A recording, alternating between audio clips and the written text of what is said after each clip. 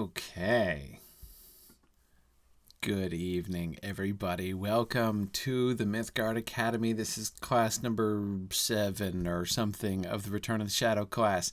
The first thing that I would like to say about tonight's class is that I recognize we are like 2 weeks behind-ish or so on our required reading, and I am not going to apologize.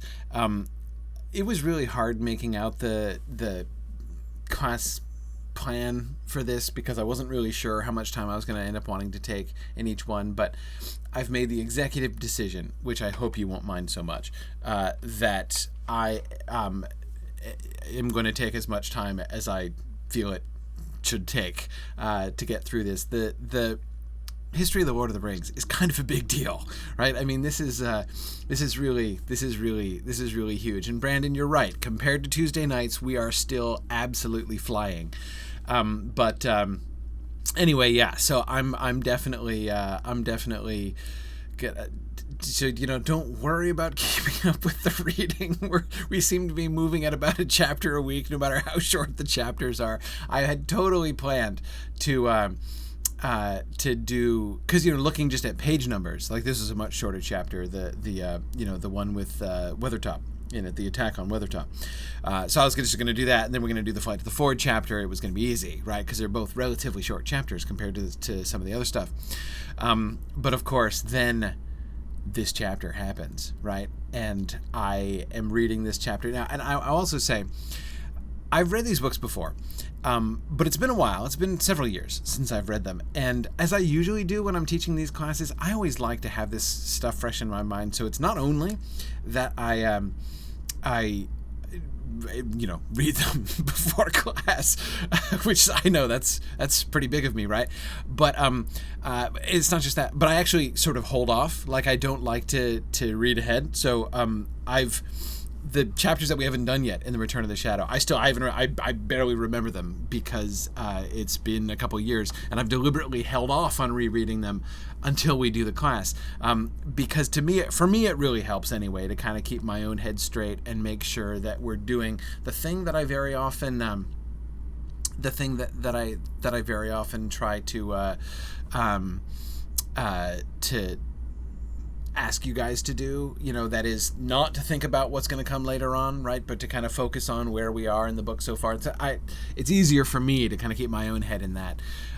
So anyway, that's one of the reasons why, even though this is a book I've read before, I'm like discovering things, and it's like a voyage of discovery all the way through, which I hope is kind of fun to share with me. But anyway, so to me, I've been saying all the way through, that like we're waiting. I'm waiting for the moment to come, right? The moment that we've been discussing, the moment when the Lord of the Rings finally comes together with the Silmarillion stuff, that when the firewall between the Hobbit and his mythology really comes down. And here we were, I'm reading the Weathertop thing, and I'm like, oh, this is really cool. And then boom, and I was like, oh, that's it! It happened! That's it! Oh my goodness.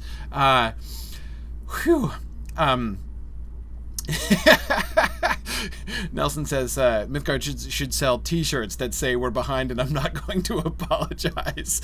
Yeah, that would be very typical.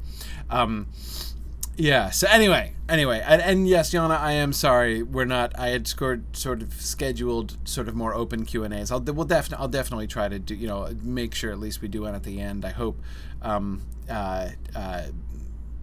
I know I've just been kind of expanding into those class periods. But anyway, so I am super excited to dig in tonight because I think this is it. I think that tonight. And I was just saying this on social media an hour ago. I think that tonight we're going to read what I would argue is the most important paragraph Tolkien ever wrote, ever, in his entire life. This is the turning point in his career. It's of course, this is a turning point in Bingo's career. What happens in this chapter, and not just what happens in this chapter, but the way the story is told. But I think, more importantly, more profoundly, this is a turning point in Tolkien's career. This is it. The magic happens tonight. Oh my gosh, this is so awesome. So okay, let's jump ahead on this. First, some setup. I want to make sure. I'm tempted, of course, to jump ahead, but I want to make sure we cover the other stuff too. This is at the end of the Bree chapter, right? As they're beginning the trek with Trotter, and this is another one of those notes about what's coming, right? And I always love those passages, where we can see Tolkien jotting down his ideas of what's to come. So here is what's to come on the trip from Bree to Rivendell. That was done. Pillows put in beds. That is, Trotter has just said that they need to go ahead. So, because notice, this is often how it happens, right? Tolkien will kind of interrupt himself. He'll be writing, a full narrative, and then he'll have some ideas, apparently, about where it's going to go. So he'll break off the narrative, and he'll kind of segue into it. And he'll start just kind of jotting outline notes, right? And so, we've seen how often his outline kind of merges into dialogue and more detailed narrative, right? But the opposite happens as well. Narrative will suddenly shift into outlines. And that's what's happening here. Trotter has just said, we better go check out your rooms and sort of set things up with the prancing pony. That was done. Pillows put in beds. Nothing happens that night, but in the morning, windows open, pillows on floor. The ponies have all vanished. Timothy, i.e. Timothy Titus, the landlord, in a great state. So you'll remember, this shows how this is really early. You'll recall, as Christopher said, Timothy Titus was the original name of Barnabas Butterbur, good old Barney,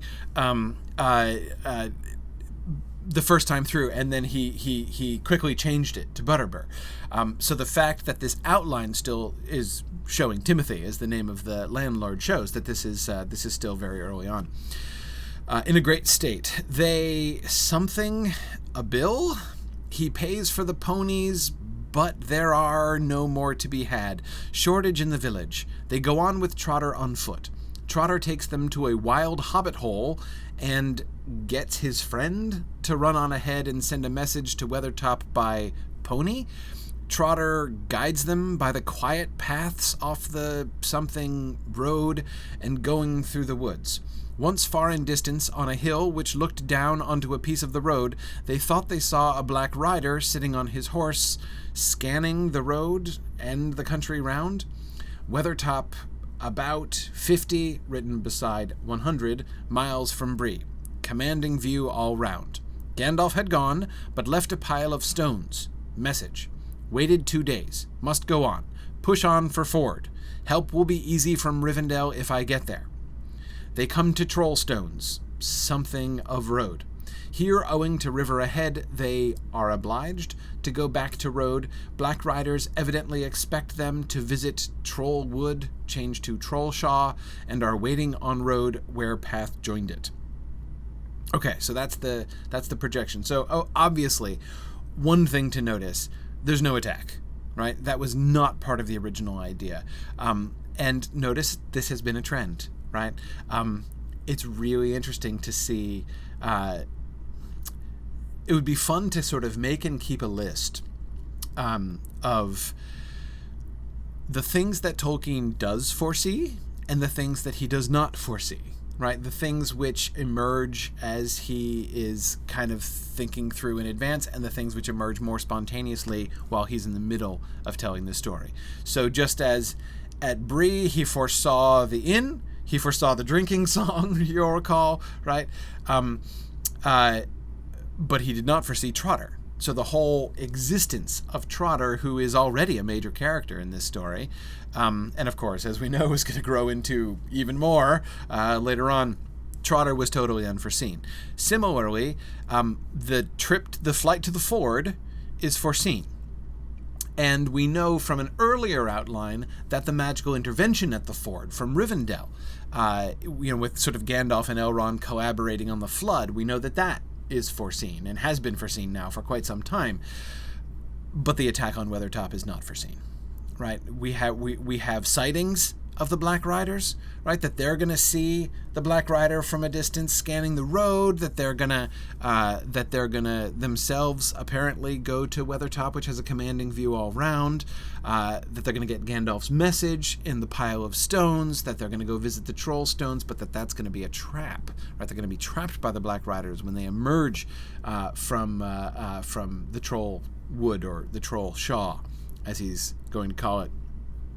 And that's where the last flight to the ford is gonna come in. So okay, it's fun to see that. I mean, notice all of that stuff is going to be, almost all of that stuff is going to be there, right? The active ambush, the fact that the Troll Stones turns out to be remember in the last outline before this, he suggested that their choice to go to do a side trip to go see the trolls turns out to be a foolish choice on their part, right? That it's because of their poor decision in doing that they end up being vulnerable to the Black Riders there, was sort of that original idea.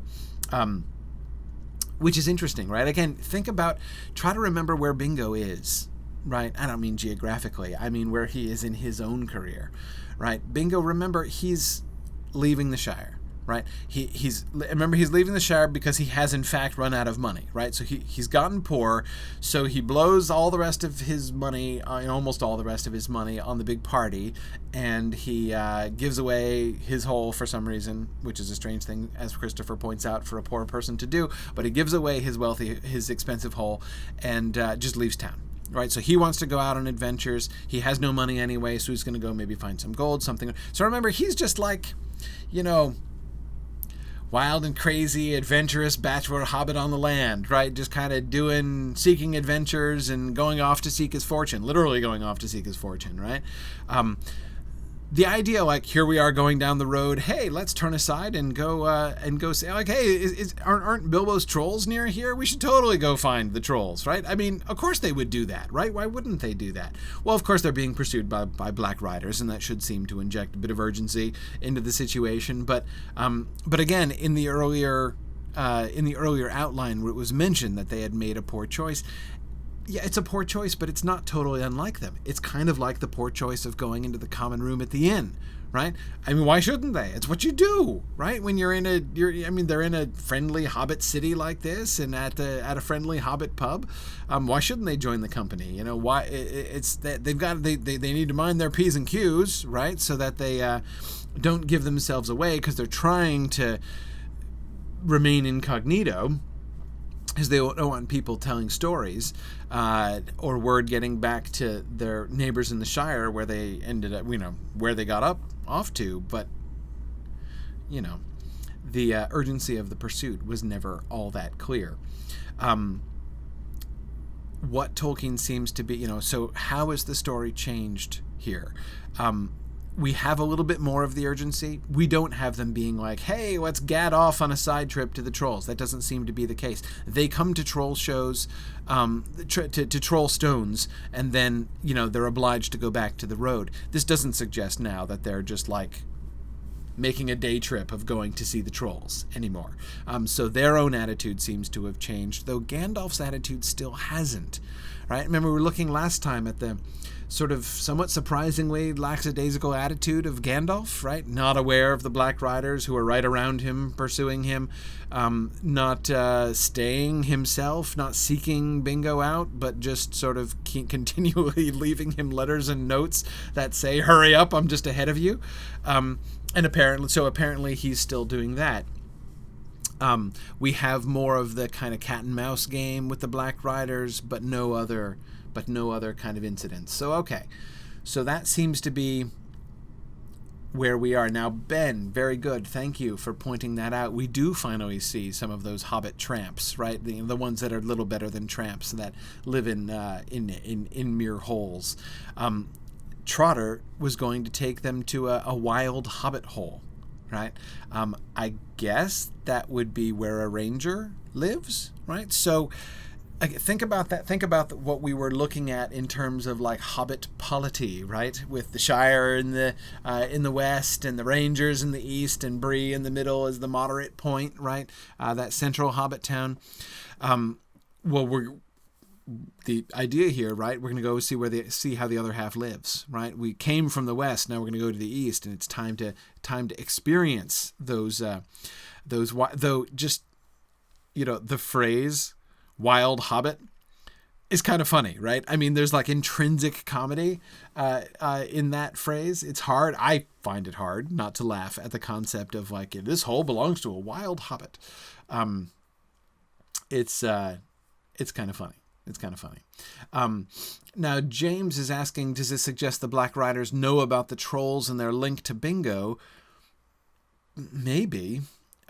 It sounds like it. I mean, that sentence, Black Riders evidently expect them to visit Trollwood. Expect them to visit, right? Not knew they must come this way or something like that, but expect them to visit, right? We knew you would end up at the Trollwoods, right? So, yeah, James, I don't know what exactly, like what degree of familiarity with Bingo's family history that is suggesting, but some degree, right? Some non-negligible degree. They do seem to have some information in some way about that. And Carson, I also wonder who Trotter's friend was going to be. Carson asks if we're going to get a Hobbit version of Halbarad, right? Yeah, I mean, something, right? That apparently, unless it's his own wild Hobbit hole, right? But apparently not. I mean, he's got a friend who's going to run on ahead. Trotter does, apparently. So yeah, I mean, the idea that perhaps there's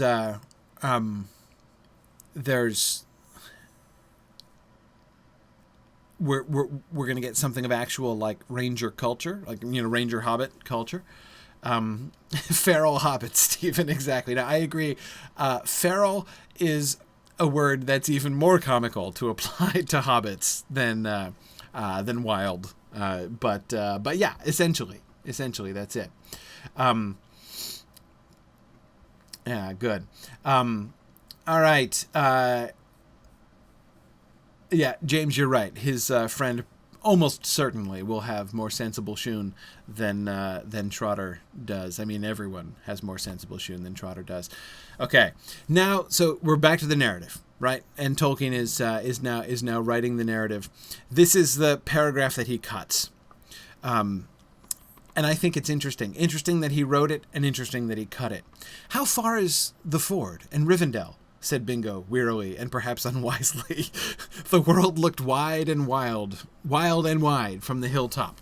Let me think, said Trotter. I don't know if the road has ever been measured beyond the Forsaken Inn, a day's journey east of Bree, but the stages, in days taken by wagon, pony, horse, or on foot, are pretty well known, of course. I should reckon it is about 120 long miles from Bree to Weathertop. By the road, which loops south and north. We have come a shorter but not quicker way, between 80 and 90 miles in the last 6 days. It is nearer 40 than 30 miles from the Brandywine Bridge to Bree. I don't know, but I should make the count of miles from your bridge to the ford under the Misty Mountains a deal over 300 miles, so it must be close to 200 from the Weathertop to the ford. I have heard it said that from the bridge to the ford can be done in a fortnight going hard with fair weather, but I have never met any that had made the journey in that time. Most take nigh on a month, and poor hobbit folk on foot take more. Okay, that's a lot of information. Now, but here's my point, of course, is not to critique this paragraph. Tolkien himself cut it, right? He didn't, and he cut it. He cut it pretty quickly, right? But what do we notice about this, right? What does this show us? Because I think this is kind of a revealing paragraph, actually, right? What does it show? First, it shows me Tolkien thinks in map terms, right? Absolutely thinks in map terms.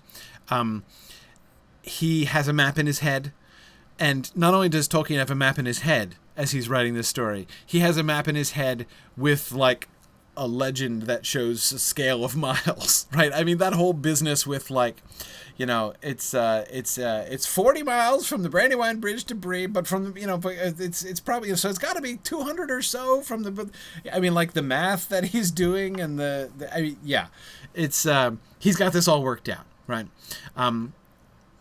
So what does this show us? It shows us he's interested in this stuff. That seems like a silly, an obvious point to make. But I think it's really crucial, right? Because this is a very early stage, right? This is where he starts and he cuts it out, rather than him writing a more vague narrative and later on going back and being like, all right, let me work out the details here. No, apparently Tolkien works out the details first as he's writing the narrative. So the first go through, right, we see him, and now we saw this before, remember the kind of funny in context, I thought it was funny in context, conversation that Odo and Frodo and Bingo were having as they were traveling through the Marish on the way to Farmer Maggot's, where they had that long digression talking about Hobbit architecture and preferences and throwing dishes out of windows. Like while they were running for their lives and being hounded by Black Riders, and that was the long and detailed conversation that they were having. This just seems to be another way in which, like, once Tolkien's pen starts going, right? Once his pen is moving and his ideas are flowing, these are some of the ideas that come out. Some of this stuff, which is really world-building stuff, whether it be a cultural element like the stuff about Hobbit architecture and that conversation in the Marish, or whether it be map information like this, making sure he's really got it worked out and sorted. It's almost like, it's almost as if that first line, right? How far is the ford in Rivendell, said Bingo wearily, was like a spontaneous question, right? It's a natural thing for Bingo to ask at that particular moment in time. And then it's almost as if now Tolkien has now asked that question. So he works out the answer. And that paragraph is like Tolkien working out the answer, right? I mean, it almost, again, I'm not trying to pretend I know what's going on in Tolkien's mind or something, but it's almost like, that's what it sounds like. And then he goes back and later on trims down and cuts it. So I think that's I think it's kind of revealing about how Tolkien thinks, and it's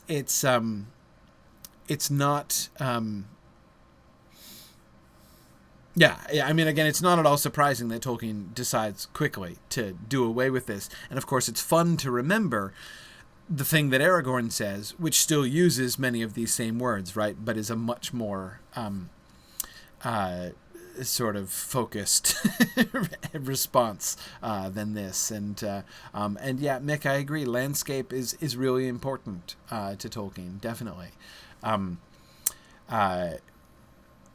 Yeah. Bree, Melvin says, I relate so hard to Tolkien's obsession with maps and miles. Same with his crazy attention to the locations of the Nazguls and their flight patterns. Yes, exactly. Yep. Yeah, he loved making up charts and schedules and things to make sure to keep everything straight. Yeah, absolutely.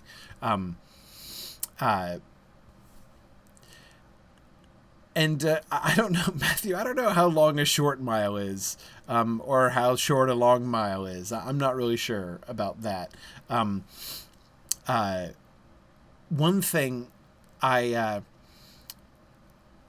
really like, I remember once I was in New York when they were doing, there was a display of Tolkien stuff that was on loan from Marquette, and it included the showpiece. I mean, by far the showpiece of this collection that was being displayed there, is at Fordham University, was the original colored plates that Tolkien made of the Book of Mizarble, which he had, because he wanted a full color image of the burned and torn page that Gandalf was translating to be included in the book, and they never got that together. But the original's gorgeous. It's awesome. He's like colored in the dirt and the dried blood and everything. It's really, really nice. But also included in that collection was a thing that he had jotted down, which was a scale of distances, like a chart of equivalences. And the main thing I remember, there are two things that I remember from this chart. One is that they measured in feet yards and feet. Hobbits did, but they had a unit of measure that was shorter than feet, and it was toes. I just thought that was the most adorable thing I had ever seen in my life. And Tom, it was the one in Manhattan. Yeah, and it was right around the time, oh goodness, 2010, maybe 2011-ish, somewhere in there. But it was the one in Manhattan. Anyway, and but the other thing that I remember about it is that this chart was written in pen on the back of a menu card from the faculty dinner table at his college.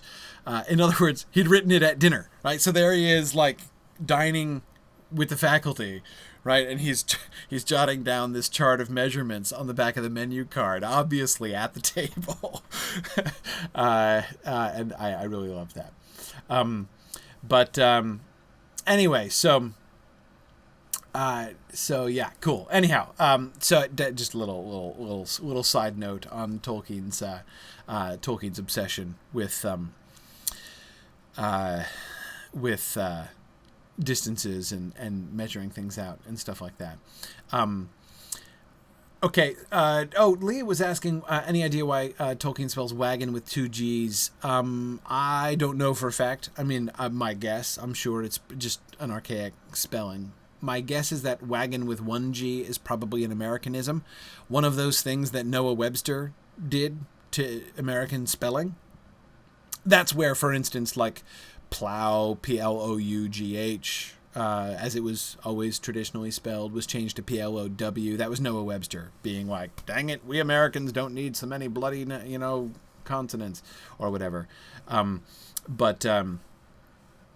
Yeah, so, yeah. Oh, cool. Thanks, Yana. Just to share, let me just share the image of the Book of Mizarble page, which Yana has found, just so that you can see it. There it is there.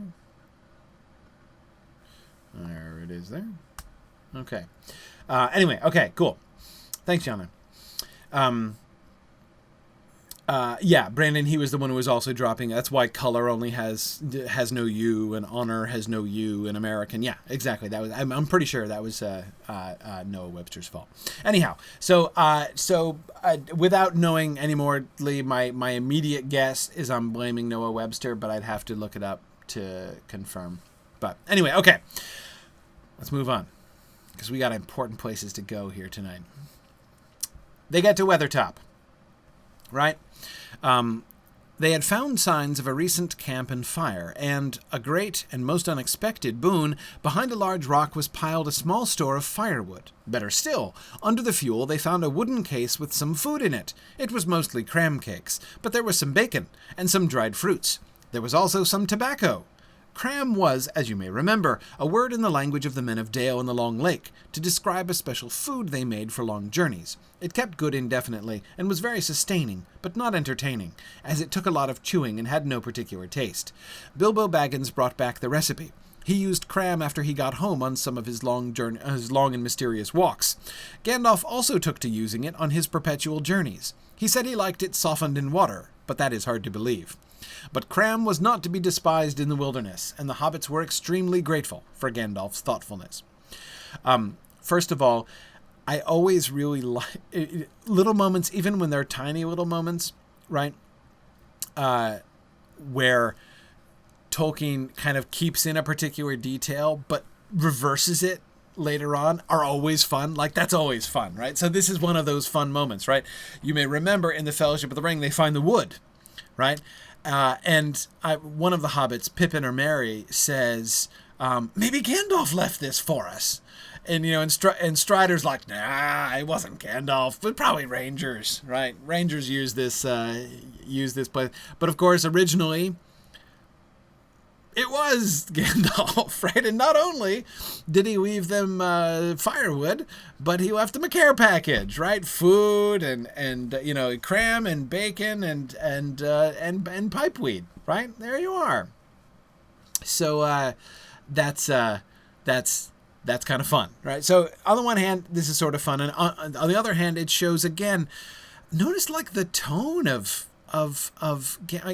so Gandalf is leaving them care packages, right? He stayed here 2 days and he can't stay any longer, but he's going to leave them some cram and pipeweed, right? It's almost as if he still thinks this is a hobbit walking party, right?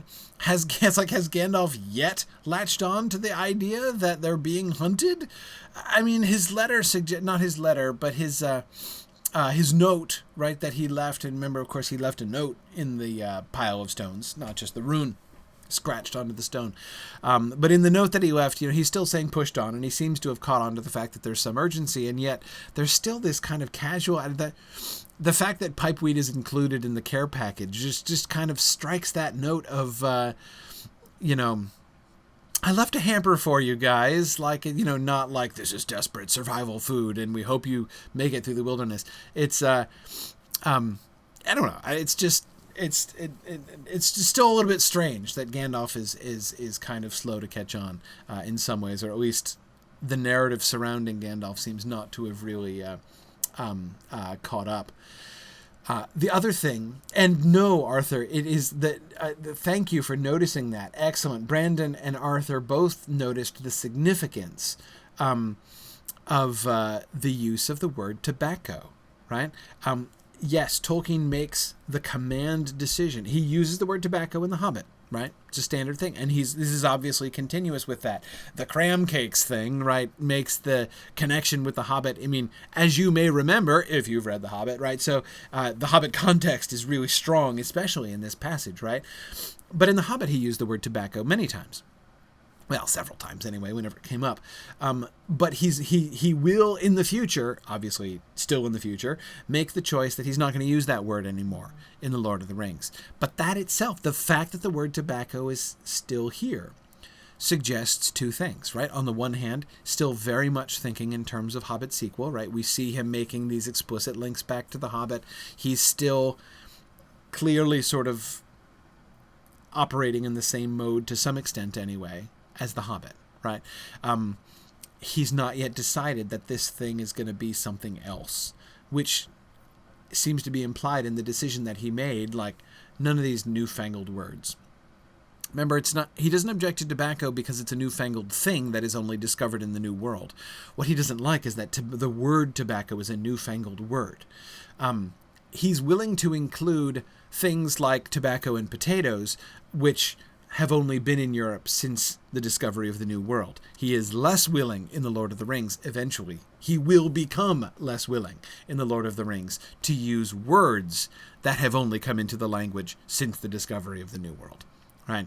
1500 is kind of his cutoff, and he wants to use only words that have been introduced to the language prior to 1500. So he's going to ditch tobacco. The word, and he's going to replace it with pipeweed. That's why it's called pipeweed, because those two words, pipe and weed, are two perfectly good old English words, and they can be combined together as a functional synonym of tobacco. And it's one of the reasons why the whole play on marijuana in the films and stuff is so puerile, because it's pipeweed for smoking in pipes. It's tobacco. They even I get kind of weary of that. But anyway, yeah. Yeah,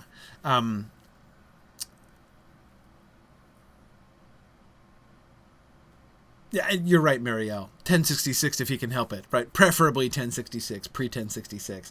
And why would he use 1500 as the cutoff? Well, because it's like the beginning of the modern world, right? It's like remember, he did a lot of Middle English stuff, right? A lot of his professional, of course, he's famous for Beowulf, but he didn't do Beowulf full time. A lot of his attention was spent on Middle English stuff. The Uncrena rule, or the Uncrena Wissa, as it is often called, is Middle English piece on which he was the greatest living expert in his time. Of course, Sir Gawain and the Green Knight and the Pearl Poet, the poet of Sir Gawain and the Green Knight and the Pearl, whom I, like Tolkien, believe to be the same guy. It's the Middle English stuff. So he's willing to include Middle English. He's willing to kind of grandfather in Middle English, even though, it's been wrecked, right? I mean, English has been wrecked by the French influence post-1066, no question.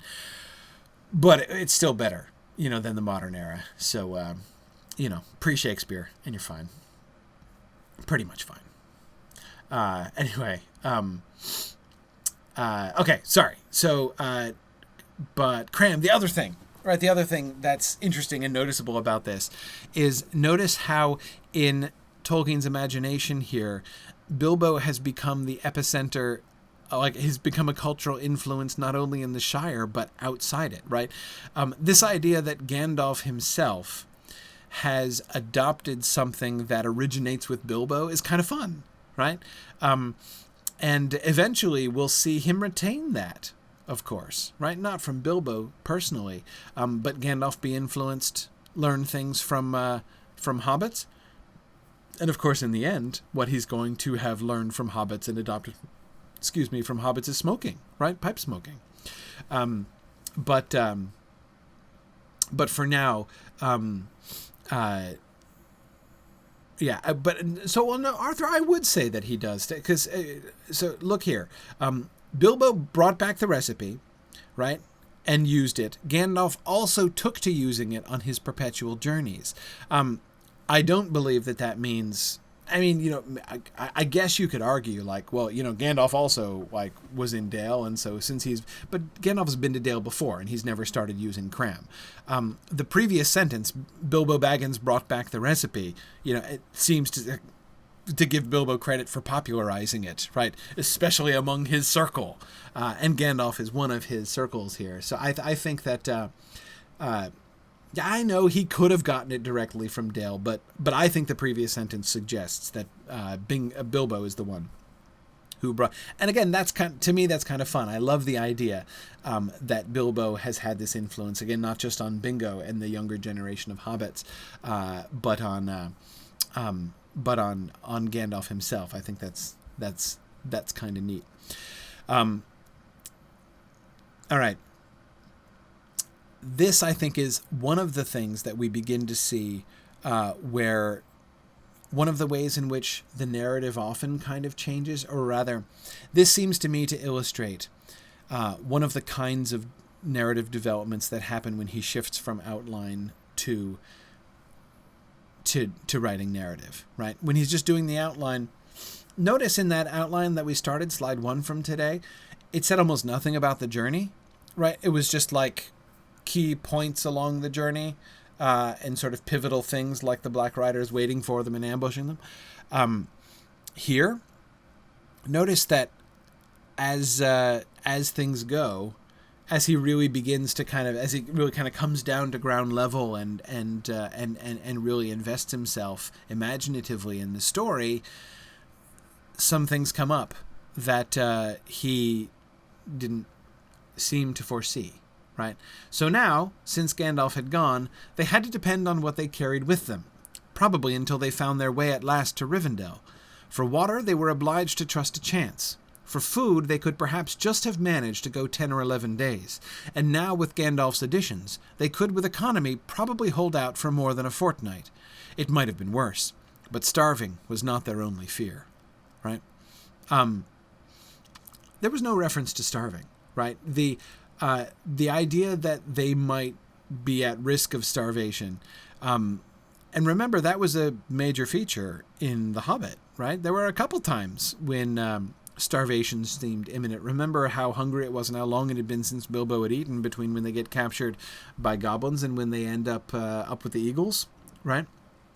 Remember, obviously, of course, the central importance of the near starvation of Bilbo and the dwarves in Mirkwood, right? So, and that's an example. In his outline drafts, as I recall, he foresaw the starving, right? The idea that they were going to wander until they ran out of food and then were almost starving, and that's what's going to lead them to leave the path, was, if I'm recalling correctly, one of the things that Tolkien included in his outlines while he was writing The Hobbit. One of the things that he really did foresee.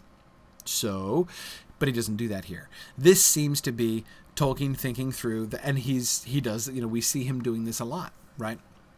That he's, when he actually gets to it, we can see him making notes, Bree, just like those kind of lists and calculations we were looking at before, right? That you were talking about how much you can relate to, that here he is in Rivendell and he's like, well, okay, I just worked out the distances, right? It's, it's like 200 miles and it's going to take them a whole bunch of time. And are they carrying enough food? They're probably not carrying enough food. They wouldn't be carrying enough food. How much food would they have to carry in order to supply themselves all the way to Rivendell? Might not be enough. So we throw in a care package, right? And so with economy, probably hold out for more than a fortnight, right? So the idea, again, this seems to be another one of those moments where we see Tolkien kind of working out these ideas on the fly, or at least, again, it has that sort of feeling, especially when we look at it in comparison with the outlines. But we can also really see his attention to detail there. And Brandon says, could somebody tell Gandalf the party is in danger of starving? I know, right? It's just Gandalf. One of the other great moments, of course, in the Lord of the Rings is going to be the moment when Gandalf gets a clue. Because he doesn't seem to have much of a clue here, right? I waited for you for 2 days, and you're probably being pursued, but I'm not going to do the math that you are going to be in risk of starving. He does leave a care package, right? I mean, we have to give Gandalf that. He does leave them a little bit of something, but the idea that they're going to be in serious danger in large part because they don't have the ponies and wagons that Gandalf has.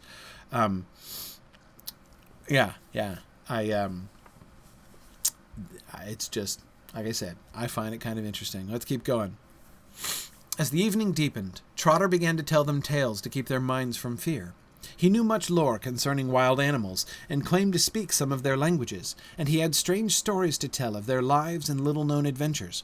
That is, of the animals' lives and little-known adventures, presumably.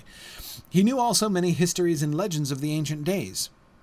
Wait, he knows histories and legends of the ancient days? What are we talking? Oh, of hobbits when the Shire was still wild, and of things beyond the mists of memory, out of which the hobbits came. They wondered where he had learned all this lore. I, too, wonder where he had learned all this lore, and more importantly, I wonder what the heck that lore is. I want to hear Trotter's stories. I want to hear Trotter's stories about the history and legends of the ancient days. That is, those ancient days. About hobbits when the Shire was still wild. I want to hear, the Wild West stories, when the Shire was still the Wild West, right?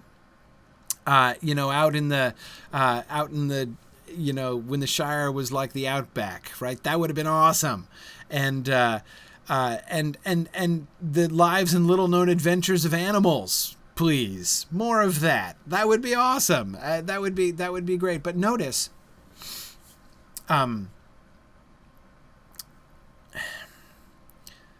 this is Trotter's lore, right? They wondered where he had learned all his lore. Remember, that line stays about Strider. But the lore, of course, that Strider has, that they wonder where he learned, is elven lore, right? Stories about the ancient days of Middle-earth, Silmarillion stuff. That isn't the case here. I personally would argue that's hugely important.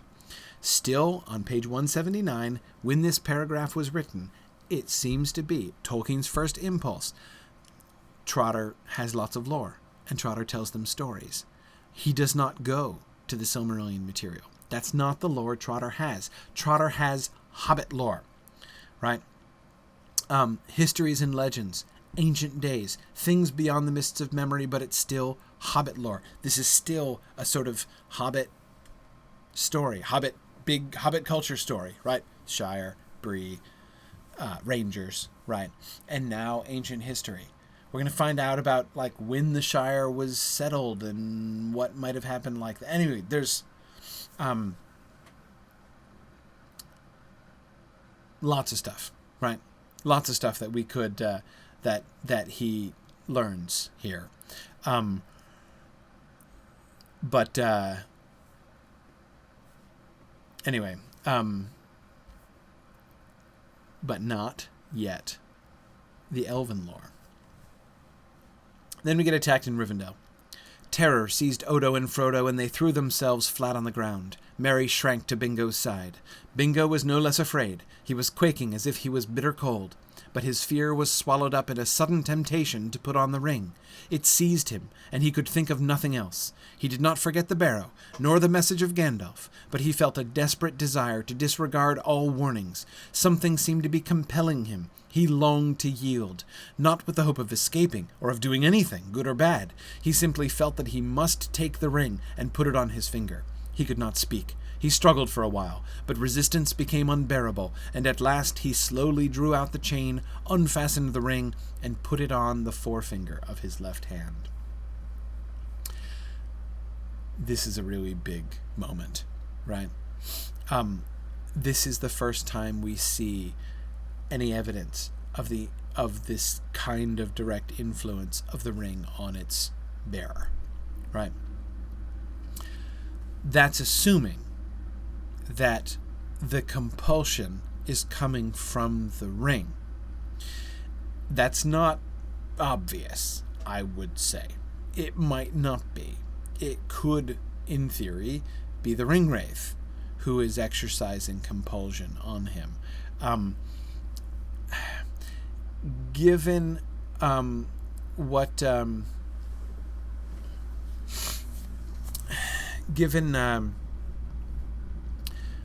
what we've heard about the ring and ringwraiths, right?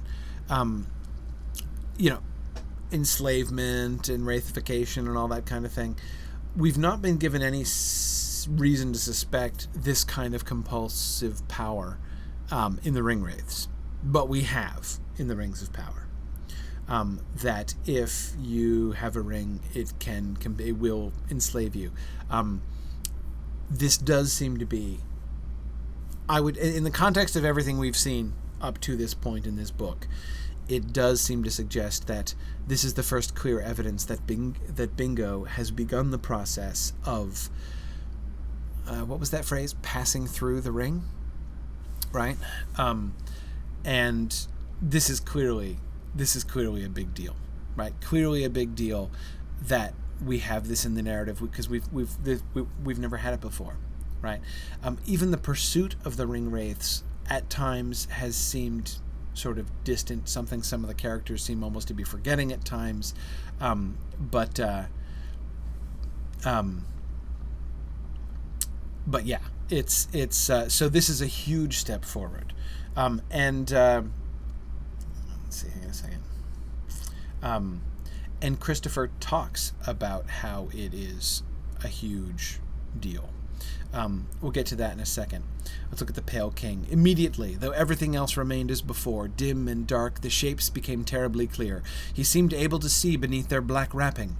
There were 3 tall figures. In their white faces burned keen and merciless eyes. Under their black mantles were long grey robes. Upon their grey hair were helms of silver. In their haggard hands were swords of steel. Their eyes fell upon him and pierced him as they rushed towards him. Desperate, he drew his own sword, and it seemed to him that it flickered redly, as if it was a firebrand. 2 of the figures halted, but the third was taller than the others. His hair was long and gleaming, and on it was a crown. The hand that held the long sword glowed with a pale light. He sprang forward and bore down upon Bingo. This is really good, right? Now, this, of course, is another new thing, right? Remember where the Black Riders started from. Remember that they were originally Gandalf and then became the Black instead of the White Rider, right? They looked like a little bundle with boots on a horse in that first description, you'll recall. Kind of getting down and snuffling along the ground. Creepy, but not terrifying exactly, right?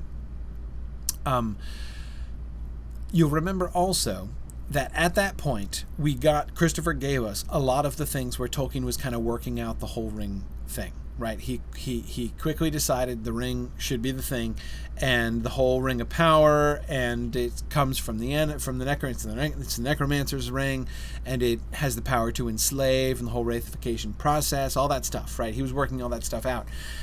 But what we did not see after he had worked all that stuff out was very much intervention, any very obvious intervention of those concepts into the narrative, right? Imagine if you had been reading this book all the way through, but imagine you had skipped that bit.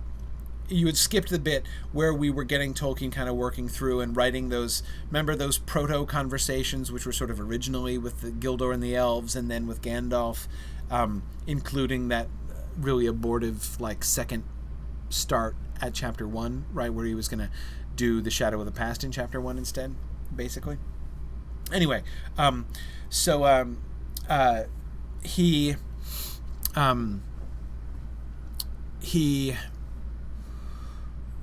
if we'd skipped that, right, and just kept following Bingo's narrative all the way through, I don't think we would have been able to tell.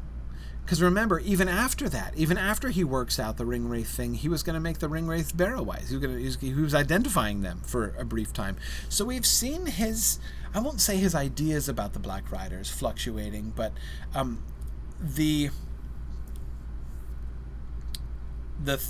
as yet sort of theoretical Ringwraith status or stature of the Black Riders has not yet really been fully embodied in the story itself until now, right? Again, it's sort of almost like just as that other passage, the TMI passage that I quoted in slide 2, just like that one read as if Tolkien hadn't worked out the distances and the map details until Bingo asked the question, but once Bingo posed the question, he has to answer it and work out the answer, right? It's almost like a similar thing is kind of happening here, right? He had worked out in theory the whole Ringwraith thing, but he hadn't really thought through what are the Ringwraiths like. What would it look like if you confronted the Ringwraith and put on the ring, right? That it was dangerous to do so, the elves told him way back, right? That he shouldn't use the ring. Gandalf told him not to use the ring anymore, not even for a joke, right? Though he can't be bothered to wait for him. Never mind. But the point is,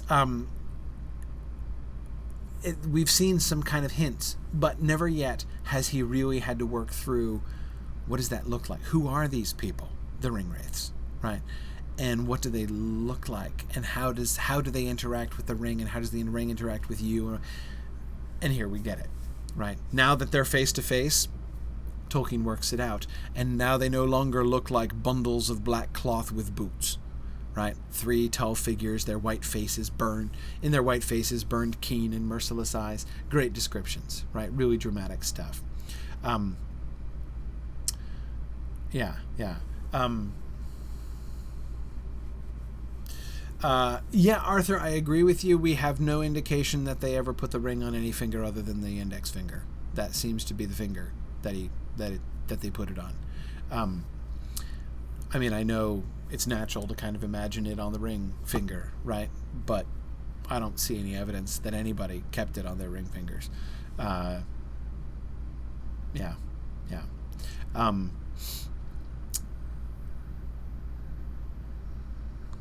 Good. Excellent. They're no longer invisible. Well, they're no longer invisible when Bingo has the ring on, right? Now he can see them. So this idea of like now when he's invisible, he's in the Wraith world. That now seems to be, well, I won't say more fully realized, but actualized, right, within the narrative. And that's really cool. So I mean, this is a really important moment. Here's Christopher Tolkien talking about this. Trotter's tales were only to be concerned with animals of the wild, and then follows at once Fight in Dell, with a sketch in a few lines, scribbled down at great speed, of which, however, something can be disinterred. Bingo is tempted to put on ring. He does so. The riders come at him. He sees them plain, fell white faces. He draws his sword, and it shines like fire. They draw back, but one rider with long silver hair and a red hand leaps forward. Bingo something hears himself shouting, Elbereth Gilthoniel something else, struck at the leg of the rider. He felt something cold, pain in the shoulder. There was a flash. The attack on the dell entered before the idea that Trotter should chant to them and tell them a tale of ancient days, and the material of his tale remains in this manuscript in a very rough state, the primary stage of composition obviously demanding the compression that it afterwards received. Note the significance of this. Note what Christopher Tolkien has just told us. So, here's J.R.R. Tolkien, right, writing the Weathertop chapter. He writes the Weathertop, he gets them to Weathertop, and Trotter's telling them tales. The animal tales, remember? The animal tales and the ancient Hobbit history tales? That paragraph that we read before? So that paragraph we read before was Tolkien's original idea. And in the original drafting, it is not followed by the Beren and Luthien story. The Hobbit and animal stories paragraph is followed by this outline. So what comes to him then is the fight in the dell, right? The idea of the fight in the dell comes to him, and we get this quick outline of the fight in the dell. Notice all of these images popping up in Tolkien's mind once he's there, right? And realizing, like, as they're all waiting in the dark and they're scared, and it's like he realizes, wait a second, they get attacked by black riders, and immediately, boom, right? Notice the visual images, fell white faces. He draws his sword and it shines like fire. They drew back, but one rider with long silver hair and a red hand, possibly. The question marks, of course, are where Christopher can't be 100% sure of the handwriting, which is always really, really bad when Tolkien is jotting down these outlines. Bingo hears himself shouting, really important there, right? This idea of the involuntary elvish proclamation coming out of Bingo's mouth is one of those initial images. The cold pain in the shoulder, a flash, apparently. These were all things that that came to him right away, right? But notice, it hasn't yet, that Beren and Luthien stuff hasn't come yet. Originally, Trotter was going to tell him wild hobbit-like things, right? Animal stories, ancient hobbit stories. So he was going to have lore, but it was going to be hobbit lore, and then the fight at the dell comes in. Christopher Tolkien lays a great emphasis, a very great emphasis, on this passage. Rarely does Christopher Tolkien go back and underline things as hard as he's doing here, right? He's usually fairly restrained. This is kind of a big deal. Then, apart from a few details, as that there are 3 ring wraiths, not 5, the text written in ink on top of the draft achieved the final story. No element in the potent scene, the fearful suspense on the cold hillside in the moonlight, the dark shapes looking down as the hobbits huddled round the fire, the irresistible demand on the ring-bearer to reveal himself, and the final revelation of what lay beneath the cloaks of the riders is absent, and all is told virtually in the very words of the Fellowship of the Ring. The significance of the ring, in its power to reveal and to be revealed, its operation as a bridge between 2 worlds, 2 modes of being, has been attained once and for all. Huge deal, right? The story has taken a quantum leap forward. You could say that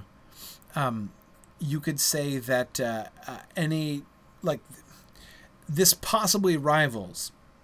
Probably not quite, but you could put it number 2 perhaps to the appearance of the Black Rider back in the chapter 2 material, when Bingo's leaving the Shire, as huge moments for the development of the Lord of the Rings story, right? That moment the Black Rider showed up, huge deal, right? This moment now, when all of a sudden the ring lore and the ring wraith stuff that had been kind of rattling around, and he'd been when that crystallizes and comes through, and this is a big deal. So I totally agree with Christopher. This is huge. But I think that Christopher Tolkien has overlooked the really important thing that happened here. I think that this is small potatoes. It's huge, but it's small potatoes compared to the really big thing that I would argue has just happened. Point of contrast. Jump back with me for a second to the previous chapter. When Trotter is telling them, they're still in the wild, right, waiting to get to Weathertop. Notice, I'm sure you noticed, when this popped in, right? No, said Trotter, there is no barrow on Weathertop, nor on any of these hills. The men of the West did not live here. I do not know who made this path, nor how long ago, but it was made to provide a way to Weathertop that could be defended. It is told by some that Gil-galad and Valandil, later changed to Elendil, made a fort and strong place here in the ancient days, when they marched east. Who was Gil-galad? Asked Frodo, but Trotter did not answer, and seemed to be lost in thought. Has the Silmarillion arrived? Right? Not convinced, right? This sounds like exactly the kind of breaking in of history that was happening through The Hobbit, right? This sounds to me exactly like the invocation of what do you call it? Of Gondolin in The Hobbit. I hate it when I blank like that. When Gondolin gets referred to, right? Gil-galad and Valandil, which was an earlier name for Elendil. The name Valandil got tossed about a lot, as many of you will recall from the Fall of Numenor material and The Lost Road. We get this sort of oblique reference to the Last Alliance. But again, this kind of sounds like one of those recycling moments, right? Here's Christopher. For the story of Gil-galad and Elendil in the Last Alliance, as it was at this time, see the second version of The Fall of Numenor, section 14, back in The Lost Road. Though Elendil is present in the Fall of Numenor, my father does not seem to have been entirely satisfied with the name. Here he wrote Valandil first, and in the original draft of the next chapter he changed Elendil temporarily to Orendil. In The Lost Road, Valandil was the name of Elendil's father, and in a later version of the Fall of Numenor, Valandil is Elendil's brother. And of course, as we know, eventually Valandil is going to be Elendil's grandson. But Notice. In my mind, this backs up my reading of that paragraph. I mean, my reading of this is that it kind of, as soon as I read it, I'm like, yeah, that sounds like recycling. I mean, maybe not, but it sounds like recycling. This is not a true integration of the Silmarillion legends with his new story, but he's just kind of using the concept. And I think that this Christopher Tolkien isn't talking about that, but I think that what he's pointing to here supports that. The name Elendil was already there, right? He's changed the story of, or he's changed the name of Elendil to Valandil. So he's not even using the same thing, right? He's like, so Gil-galad and Valandil, inspired by the stories of Gil-galad and Elendil that we read before. Does this mean that he really is using the story of Elendil, that he really is integrating that and he's just waffling about the name? Quite possible. He did that a lot. But again, that's not my reading of this. I think again, this just sort of shows he's like, well, whatever. It doesn't have to be exactly consistent, right? Because it doesn't have to be exactly consistent because it's a different thing, right? Just as his description of Gondolin is not exactly consistent with the Silmarillion material, what he says about it in The Hobbit. So okay, all right. This is interesting.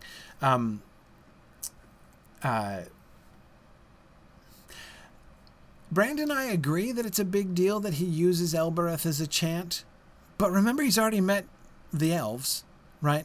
We already got the Elbereth song in the earlier chapter, right? So that's still an internal thing, an internal elf culture thing. I think that's important, but that's still, again, this... So I find this inconclusive. My own... if I had to state, my own sense of this is that he's still recycling. Then Trotter says the thing, right? And this is the paragraph that I would argue is the most important paragraph Tolkien ever wrote in his entire life. But I will tell you the tale of Tenuvio, in brief, for it is a long tale, of which the end is not known, and there is no one that remembers it in full as it was told of old, unless it be Elrond. But even in brief, it is a fair tale, the fairest that has come out of the oldest days. He fell silent for a moment, and then he began, not to speak, but to chant softly. Put in Light on Linden Tree, emended, or the alliterative lines. Follow with brief Tenuvio story. There it is. This is unquestionable. Unquestionable. From this point, it is impossible to argue that he's merely recycling. Now, the Lord of the Rings and the Silmarillion world have officially joined, and you can see it couldn't be more obvious that they are totally joined now. You might want to argue, there might be people want to argue that like the Gil-galad and Villandil thing suggests it's already there. There have been some other references. I don't think so. I think it's still recycling. At least I don't see any clear evidence that he's not recycling Hobbit style, right? We see him already, as I was arguing earlier on today, still thinking in Hobbit mode with the tobacco and the cram, right?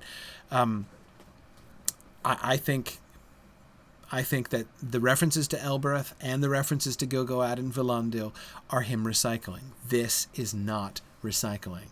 Now we are officially, totally bringing the stories of the elder days. Now, for the first time, his mythology that he's been working on and trying in vain to get published becomes the tales that come out of the eldest days. And of course, those of you who have been studying with us in the Mythgard Academy right along through will notice the significance of that paragraph. It's not just that he's going to tell the story of Tenuvio, right? Which is a big deal, right? Because a retelling of the whole tale of Tenuvio is not just recycling, right? But look at the posture that Trotter is taking. Whom does he sound like? Whom does he sound like? He sounds like the Book of Lost Tales, right? He sounds like one of the frame narrators in the book talking to Ariel. I will tell you the tale of Tenuvio, in brief, for it is a long tale, of which the end is not known, and there is no one that remembers it in full, as it was told of old, right? From the beginning of that sentence all the way through, of which the end is not known, that could be straight out of the Book of Lost Tales, right? All of a sudden, now Trotter becomes a Book of Lost Tales narrator, and we are completely there, right? Now, Tolkien's mythology that he's been working on for more than 20 years, right? And rewriting and trying to get published, and it's been rejected, right? And so I was joking, that he's circumventing editorial objections here, right? Oh, you won't publish the story of Beren and Luthien? Well, okay, I'm gonna include it, right? But also, of course, I can't help but remember when we were doing the Lays of Beleriand. For those of you who didn't study the Lays of Beleriand with us, there are primarily two long poems in the Lays of Beleriand. There's a bunch of other poetic material in there as well. But there were two long poems that Tolkien wrote predominantly during the 1920s. The first was the alliterative Children of Húrin. It's the Turin Turambar story in alliterative verse, modern English alliterative verse, And he starts telling the story of Turin, and he gets pretty far. He gets him all the way into Nargothrond and then stops. And then he goes back and starts again, of course, because it's Tolkien and it's what he does. So he goes back to the beginning and starts again. But the second time, when he's going through, he gets this twitch, this creative twitch. And the story of Beren and Luthien keeps, like, it's like a baby chick in the shell, sort of poking and, like, cracking and poking until finally the story of Beren and Luthien just pops out. He can't help himself, right? He digresses. And he includes a moment in the Turin story when somebody tells Turin the story of Beren and Luthien, right? And that ends up getting, like, really, really, really long. And so in the end, he's just like, I can't fight it any longer. And so he sets aside the alliterative Children of Húrin and starts writing the epic poem version of the story of Beren and Luthien, which was called the Lay of Leithian. So we've seen this kind of thing happen before, right? Where all of a sudden, here's Tolkien minding his own business, writing a totally independent story, and then, like, he is overcome by the story of Beren and Luthien, and it will out, right? And we see that again. Of course, light on linden tree. Light as leaf on linden tree. That's why Christopher says seek there, because light as leaf on linden tree was the actual title. Tolkien has put jotted down a quick short version. He knows what he's talking about. That was a poem which was originally written in the alliterative Lay of the Children of Húrin, but then excerpted from that, and he published it separately in a magazine. And it's an awesome poem, and he's now decided he's going to insert that poem here in full. So Yana, exactly. This is the moment when the Hobbit sequel grows up. I really think that Nancy Fosberg was thinking of the same thing about the story of Beren and Luthien elbowing its way in. Exactly.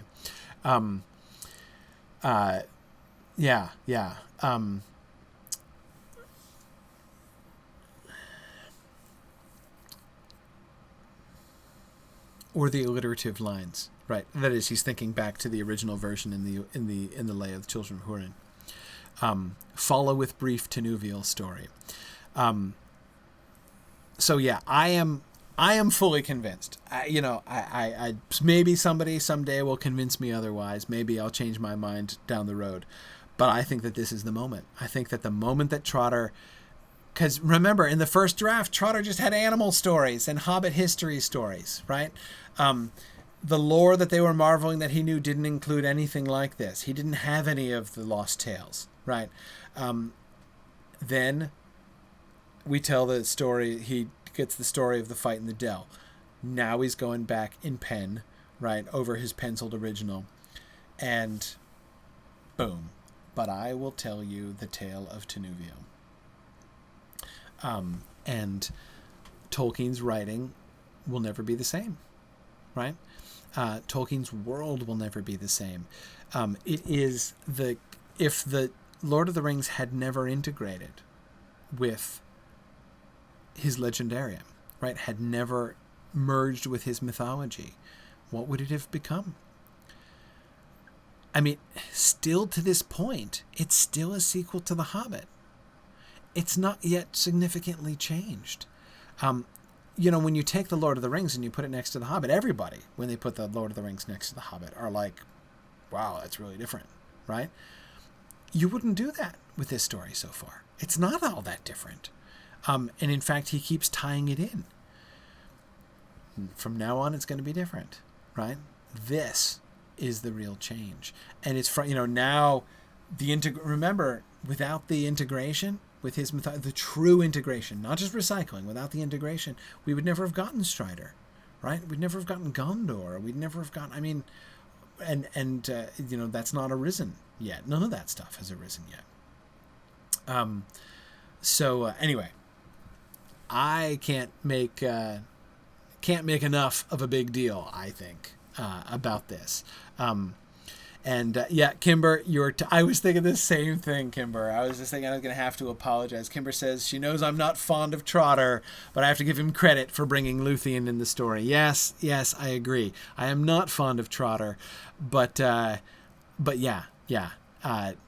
it's Trotter who gets the words which change the world, right? Change Tolkien's world. And I don't mean his imaginative world. I mean his real world, right? This is the huge moment. Let's look at the poem. You know we have to look at the poem. Now, I'm not going to go through the poem, the poem stanza by stanza, mostly because we've already looked at this poem before, the earlier version of the poem in the Ways of Beleriand class. And if you go back to the Ways of Beleriand class, you can find, go through the, go to, on YouTube, you can go to our, the playlist in the Signum University channel. There's a whole playlist for the Ways of Beleriand class. I forget which one it was, maybe class 4, maybe 5, but I do it at the beginning of class, the very start of class. So you can hear me go through that whole poem and look at the whole thing. What I want to focus on is how he's changed it, not just how he's changed the poetics of it. I mean, there are some changes which we can notice, and I think it's a good revision. But what I want to see is, what does he do with the story? Because, I have to admit, when I first got to that paragraph, right, when Trotter brings in Luthien to Nuviel, my first impulse was like, oh, recycling again, right? So he's going to recycle Tenuviel now? But then we get the poem. So let's look at the poem and see, can we be 100% sure that we're not recycling anymore, that this is the real deal, right?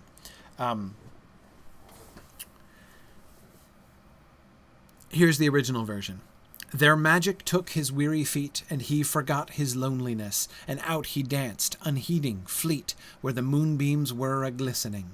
Through the tangled woods of Elfiness they fled on nimble fairy feet, and left him to his loneliness in the silent forest listening. This is what I think it stanza 3 of the poem. And here, of course, we have, this is Beron's reaction after he has seen Tenuviel dancing for the first time. Now notice the revision. Enchantment took his weary feet. By the way, I want you to make observations, right? You need to contribute to this. So tell me, what do you see? What do you notice? What changes really jump out at you when you look at these two stanzas side by side? Enchantment took his weary feet, that over stone were doomed to roam, and forth he hastened, strong and fleet, and grasped at moonbeams glistening. Through woven woods of elven home they fled on swiftly dancing feet, and left him lonely still to roam in the silent forest listening. What do you notice? Julie, good. The removal of the word magic and of the word fairy. Yes. We don't get fairy feet anymore. Good. Sharon, absolutely. Doom, says Sharon. Yes, we get doom in the second. And Sharon, I would say that's a trend, right? In fact, Sharon, if I had to choose one single word to epitomize the difference between the old version and the new version, it would be doom. That would probably be my one single word. And good, Nelson, yes, at the beginning. So we've got what is Beron doing? What action is he taking? Notice that changes. It's a big deal, right? What's he do? What's he do in the first version? What's his response to seeing her dancing?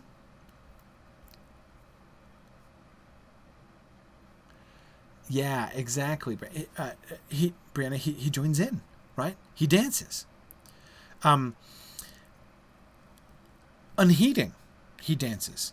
He falls under enchantment. Notice the word enchantment is not used. It's used in the new version, not in the old version, but enchantment is clearly what's being described, right? He is swept into the fairy enchantment that he is seeing. So he breaks out of the bushes, not running, right? But dancing, right? He's like, I am drawn in and I am joining the dance, right? That's what happened to Beron in the old version.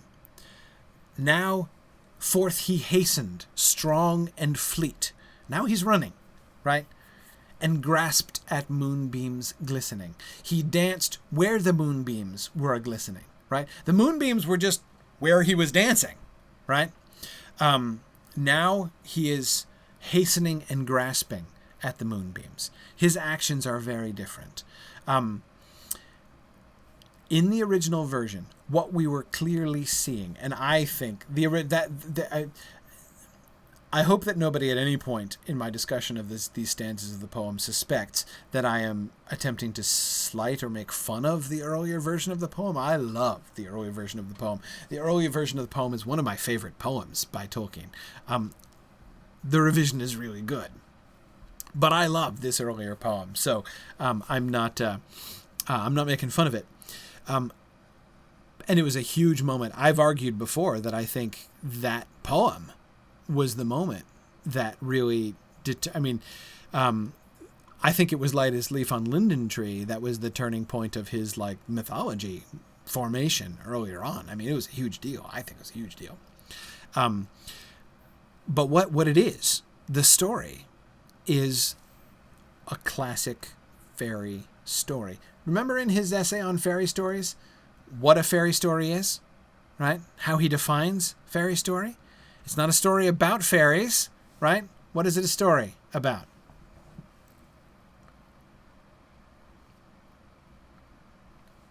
What's a fairy story? How can you tell a fairy story when you see it?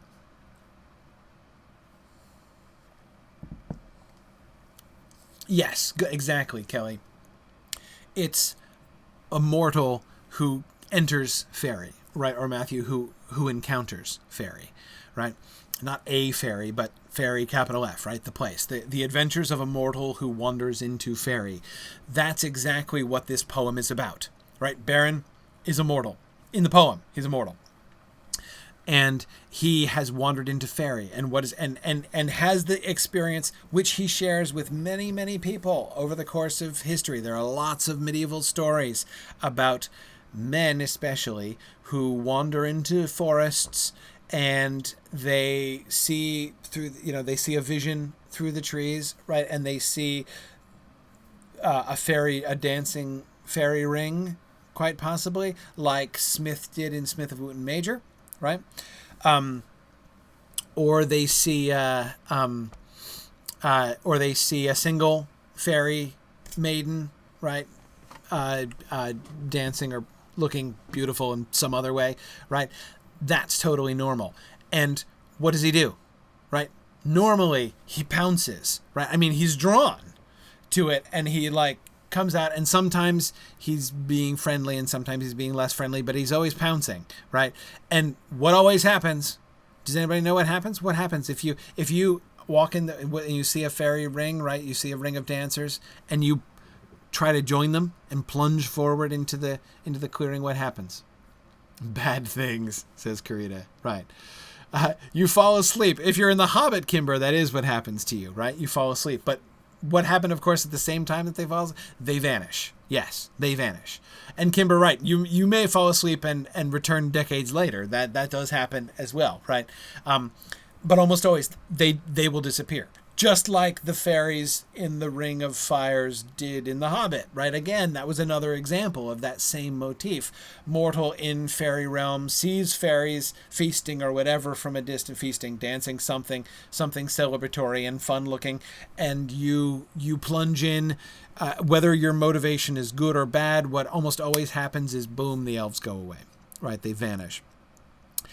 This is the story of Beren. Right? But notice in the original version, Tolkien twists it a bit, right? Beren doesn't just pounce.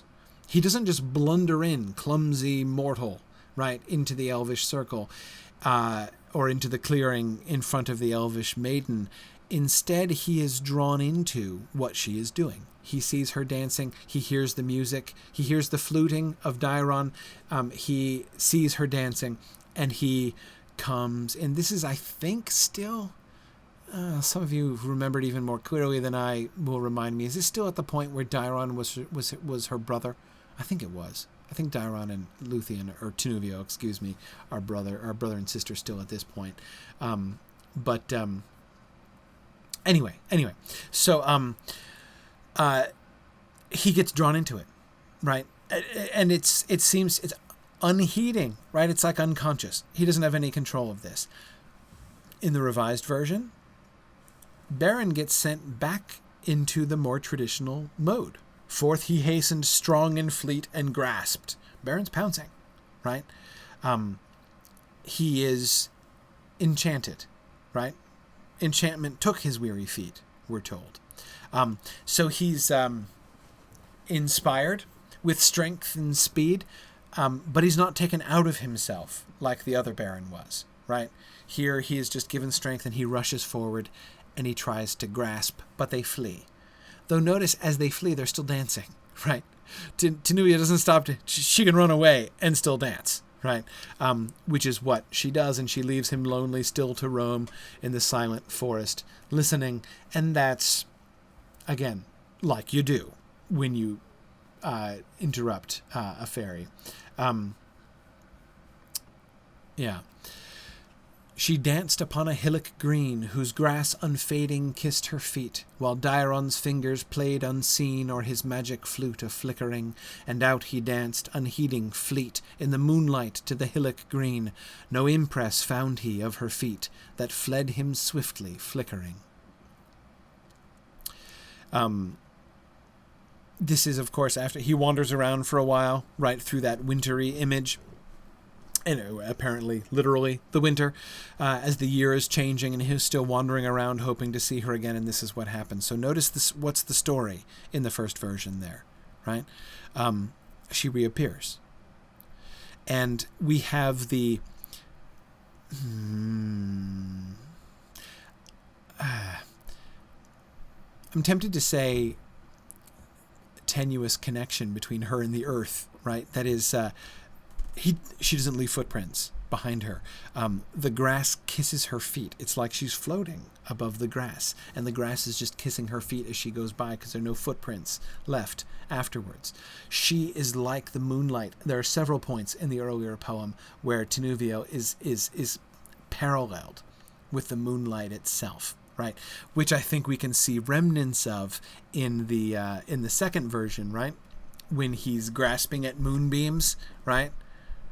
Sorta moonbeams, right? He's grasping at her, but it's as he might as well be grasping at moonbeams, right? So I think we can see the later poem still playing with the whole Tenuvial moonbeam thing, right? So she's like the moon. She is like the moonlight on the grass, right?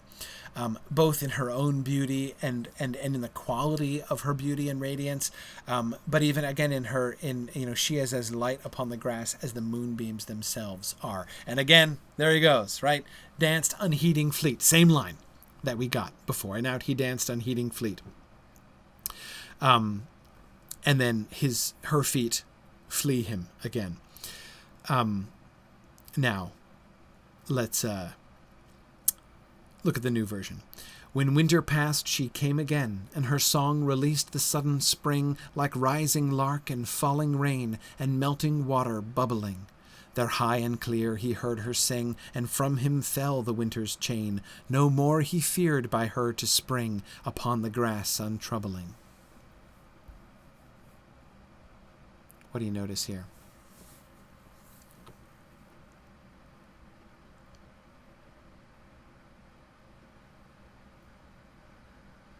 What do you notice? John Caldwell says Luthien, Tenuvio, is undergoing a change too, that she seems to be becoming stronger. I agree. She's more of a big deal. Right? I mean, she's big deal to Baron, right? I mean, she's the center of the poem. I'm not saying she was a minor character in the earlier poem, but she's got a higher stature, right?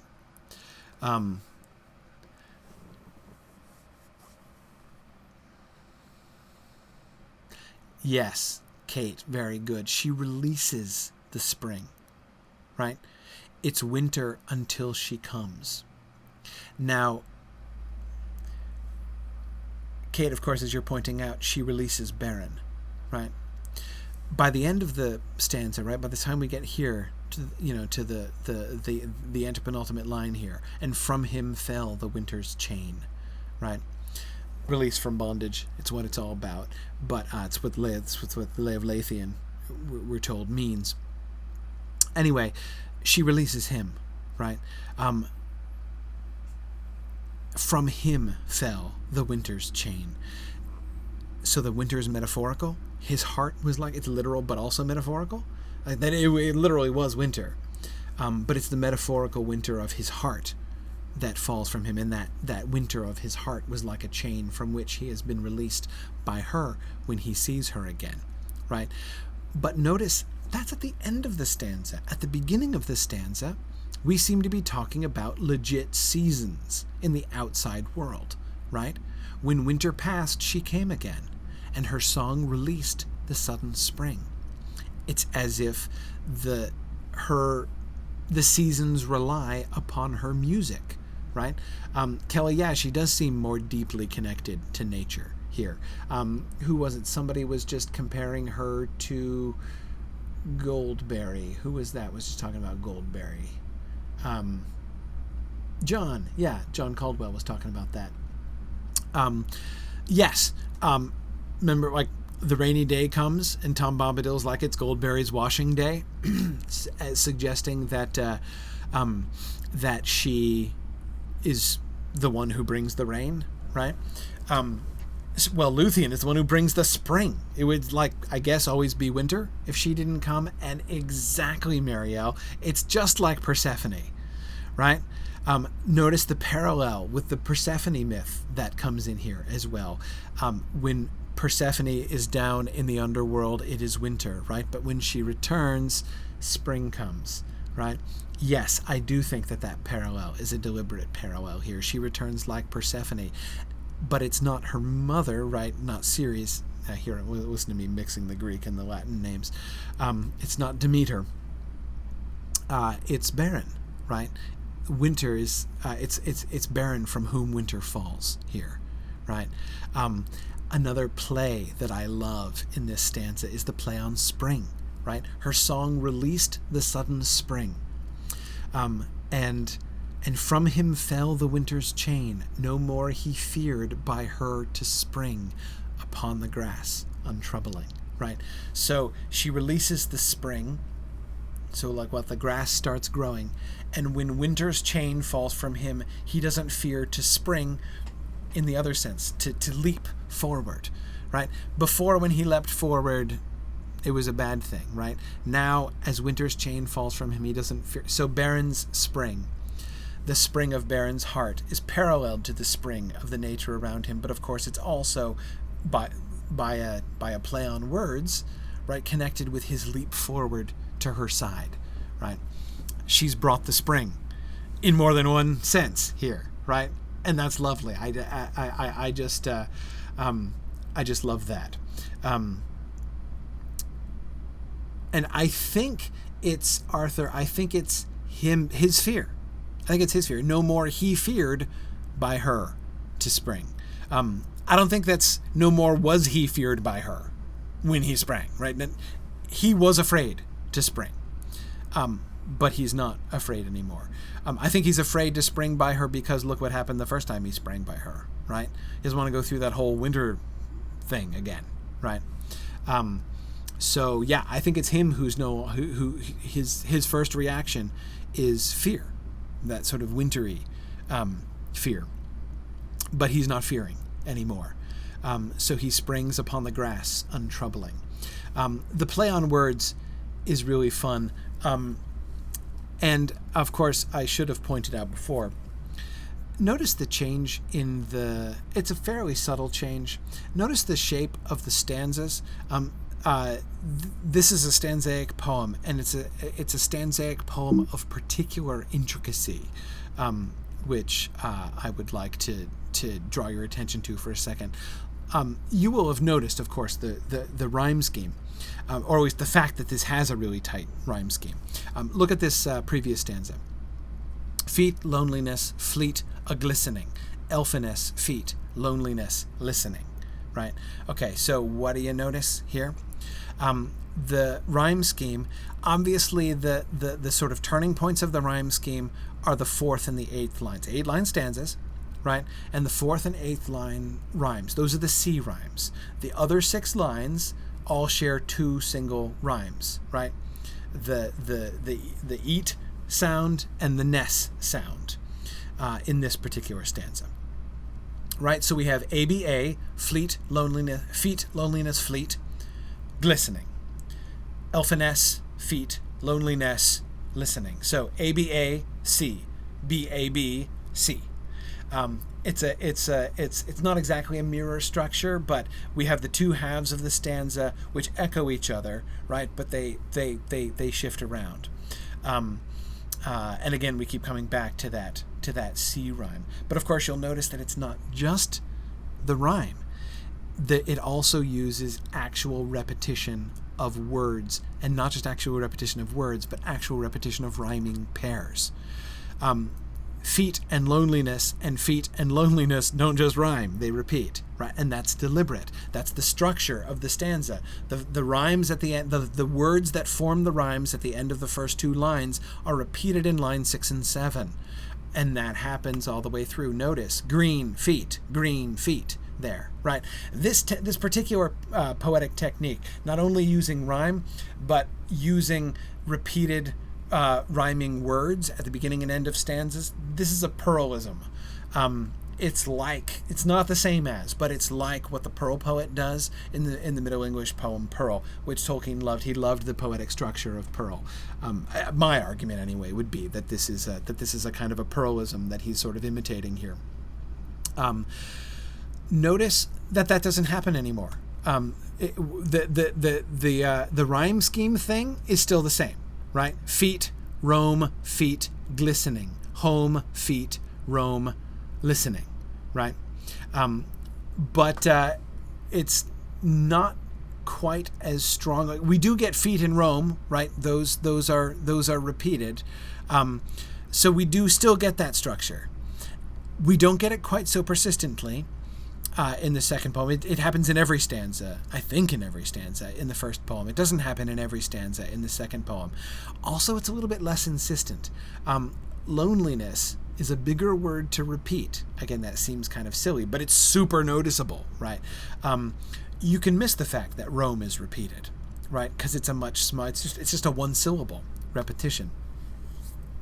Again, spring, rain, sing, chain, spring. Notice that this stanza doesn't have the same repetition. We do get the word spring. So again, that play on words is conspicuous in this stanza. It's part of the structure of the stanza. We get the spring the first time in line 2, and then the spring the second time in line 7, connected top to bottom like that. That kind of play is something that he does quite a bit. And yes, Mariel, Tolkien did translate Pearl. He always wanted to try his hand at doing the Pearl meter in modern English. That's why he translated Pearl. Anyway, yeah. So again, we see not nearly as insistent. We don't get chain. We would expect the first line to end in chain, and it doesn't end in chain, right? So he's kind of loosening up the rules of his meter here a little bit. Anyway, let's keep going. More doom, Sharon. And longing filled his voice that called to Nuviel, and longing sped his feet enthralled behind her wayward shimmering. She heard as echo of a spell his lonely voice that longing called to Nuviel, one moment paused she glimmering. It's the original version. I always have loved how Nuviel, her name said twice fits perfectly into the meter of these lines. And of course, you'll notice that rhyme scheme. Tinuviel is the B rhyme in the stanza. And it's repeated, line 2, line 7. What's the only word that it rhymes with? Spell, right? Because his saying the word, then her name, Tinuviel, she hears it like the echo of a spell, right? So I love the connection, how the spell is in the middle, sort of framed in the B rhymes there by her name, Tinuviel. And then you notice how a similar pattern, right? Just as we get spell surrounded by Tinuviel in the B rhymes, you look at the A rhymes, and we get enthralled surrounded by called, right? He calls to her and she is enthralled. His feet are enthralled, right? Longing sped his feet enthralled. But that's the cool thing, right? So he's enthralled, but he's enthralling her, right? He is enthralled by her, which is normal. Like, that's what always happens, right? But she hears his calling to her as the echo of a spell, and one moment paused, she glimmering, right? She shimmering off, and then she pauses, glimmering again. She's like the moonbeams. New version.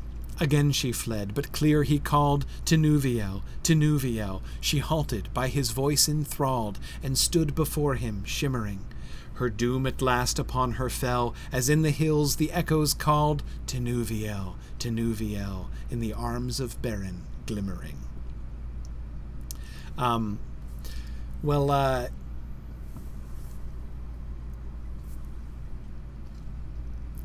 So many things to notice here. Oh my gosh. Okay, first of all, the enthralled changes. In the second version, she is the one enthralled, right? He was enthralled. His feet were enthralled before, as we've seen his feet enthralled since the beginning of the poem, right? She is immediately enthralled. She doesn't hear the echo of a spell, right? She halts and is enthralled by his voice. Why? How? Doom has fallen on her, right? We get this external thing. This is part of a bigger story, right? She is part of a bigger story, and she now takes her part. She embraces her role in this larger story at this moment, right? He doesn't cry her name out twice. Twice. He doesn't cry it out 4 times, right? And longing filled his voice that called Tinuviel, Tinuviel, his lonely voice that longing called Tinuviel, Tinuviel. That repetition seems to show his own kind of desperation. We get that concept of echo right in the middle of the stanza, right?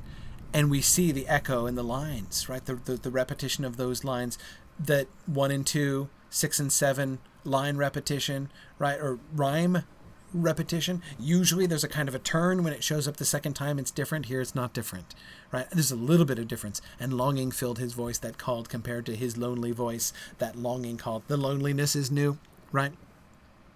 Loneliness being a really important word in the poem. It was one of the repeated words in the earlier stanza that we saw. Anyway, it's awesome, right? But he's calling out to her, Tinuviel, Tinuviel, twice. In the second version, he doesn't call out twice. He calls out once, Tinuviel, Tinuviel, and she halts and is enthralled by his voice. And where does she hear? We still get Tinuviel, Tinuviel twice, but where do we get it from the second time? Who's saying it the second time? The hills are saying it, right? The land itself is echoing back, Tinuviel, Tinuviel. Beren's words, right? Beren's words, when he calls out to Tinuviel, are reverberating in the land itself. She heard as echo of a spell. It was like a spell, but it wasn't like a spell directly on her. It wasn't like a spell that was reaching out and grabbing her. She heard it like the echo of a spell, right?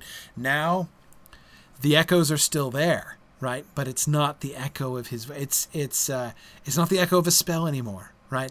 But rather, the image of the echo in the first version shows the faintness of it. She's almost gotten away, right? But she hears as if like an echo, Tinuviel, Tinuviel, as he's calling to her, right? It's the weakness of his voice that is emphasized by echo of a spell. Here, the echoes show the strength of his call, right? The doom that is in his voice when he calls out to her, Tinuviel, Tinuviel, and all of Beleriand reverberates with Beren crying out, Tinuviel, Tinuviel. Oh man. And yes, good, Kelly. The change of spell. Doom basically takes the place of spell. Kelly, that's a great point. And yes, I agree. Spell is kind of a fleeting thing, right? Sort of a fleeting and especially the echo of a spell, right? It's like this indirect and potentially fleeting thing. Whereas doom, yeah, it's a bigger deal. And of course, they get down to business a lot quicker in the second version, right?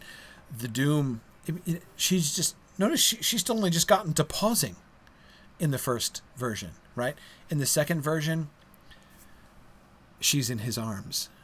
She's still glimmering, right? But she's glimmering, and he's caught the moonbeams. Remember, he was grasping at the moonbeams? He caught the moonbeam, right? She's glimmering now in his arms. And I agree, that's a huge deal, right? Huge deal.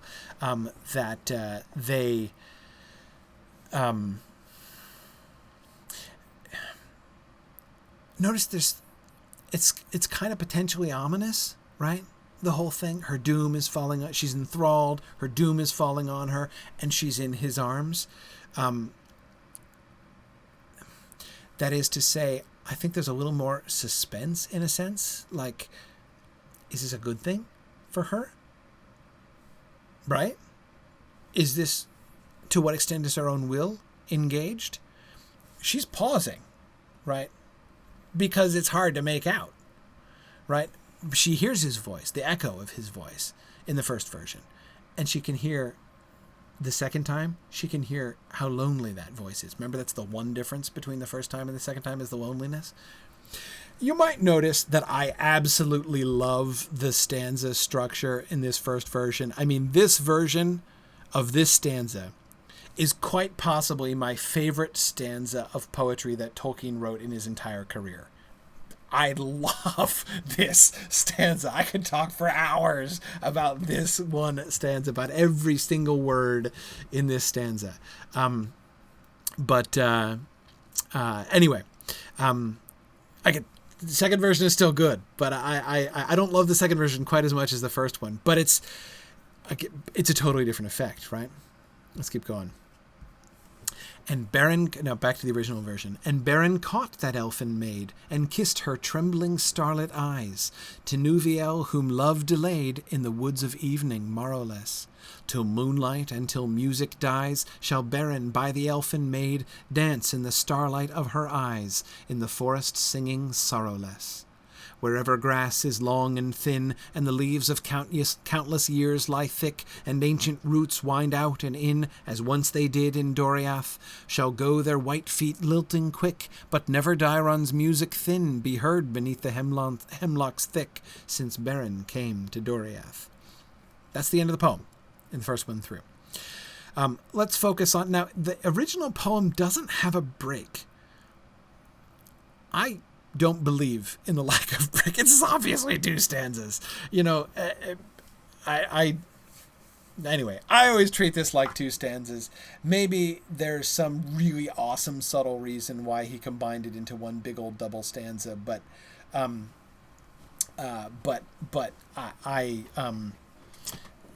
don't see the significance. This whole structure is still the same, right? Made eyes, right? Morrowless and sorrowless. And then, of course, we begin a new stanza with a new line stream, thin, thick, thin, thick. By the way, this is almost exactly a repetition of the first stanza of the poem.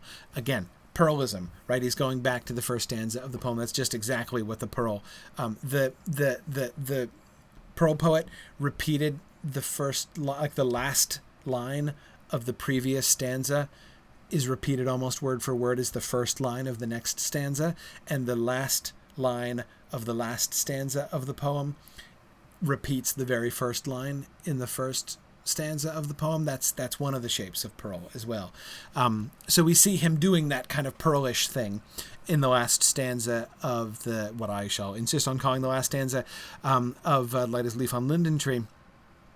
Where, again, this is wherever grass is long and thin and the leaves of countless years lie thick and ancient roots wind out and in. Almost exactly a repetition of the first stanza. So it goes back to the beginning, right? There's a difference, which is that we've lost Dairon, right? So apparently there's been a little fallout and Dairon doesn't play for anymore. So there's some sense of loss there at the end. But notice, what's the story? The story is boy gets girl, right? which is a big, big deal. That never happens. If you are a mortal wandering in fairy and you see the mortal maiden dancing through and you come barging out, whether you're dancing or not dancing, whether you have inspired elvish dancing or not, you don't catch the girl. It doesn't happen. Right? Now, have been mortals who have had assignations with fairy women, but that was their idea, right? Sometimes some mortals will come across fairy women who seem to have put themselves there explicitly for the purpose of having an amorous relationship with the mortal who has wandered in. I'm not saying that doesn't happen, because it does. But what doesn't happen is you see a fairy maiden dancing and minding her own business, you jump out, she runs away, and then you see her again, you jump out, and she runs away. Notice what happened in The Hobbit when this kept happening. Not fairy maidens in that case, right? But when the first time we see the elven ring in Mirkwood, we jump in and they disappear, and we do it again and they disappear. And things keep getting worse every time. Right? The first time they just lost themselves. The second time Bilbo falls asleep. The third time Thorin falls asleep and is abducted. Right? That's what tends to happen, like an escalation. You don't come any closer to catching the elves. You just get in bigger and bigger trouble as time goes on. Beren, holy cow, he catches her. And Beren caught that elfin maid. That's where our story ends, right? We do have her pausing, right? Tinuviel, whom love delayed in the woods of evening, morrowless. We do emphasize the mutuality, right? She heard his voice lonely and she paused, right? She let him catch her, right?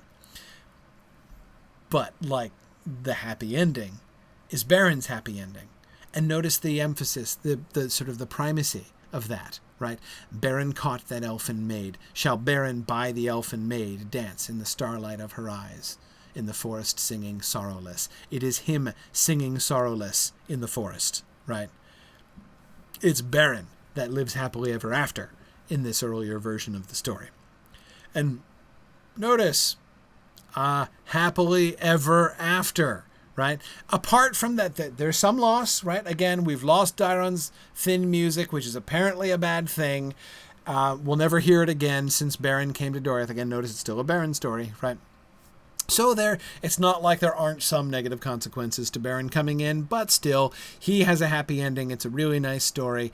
The end. New version. As Beren looked into her eyes, within the shadows of her hair, the trembling starlight of the skies, he saw their mirrored shimmering. Tinuviel, O elven fair, immortal maiden elven wise, about him cast her shadowy hair, and white her arms were glimmering. Long was the way that fate them bore, o'er stony mountains cold and grey, through halls of iron and darkling door, and woods of nightshade morrowless. The sundering seas between them lay, and yet at last they met once more, and long ago they passed away, in the forest singing sorrowless. All right, let's take this one stanza at a time. First, stanza number 1. Right?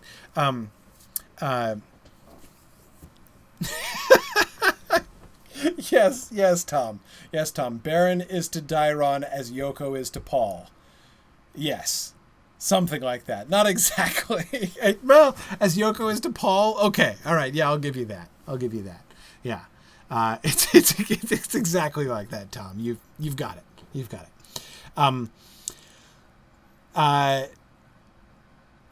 Okay. Compare the first two stanzas. What do you notice?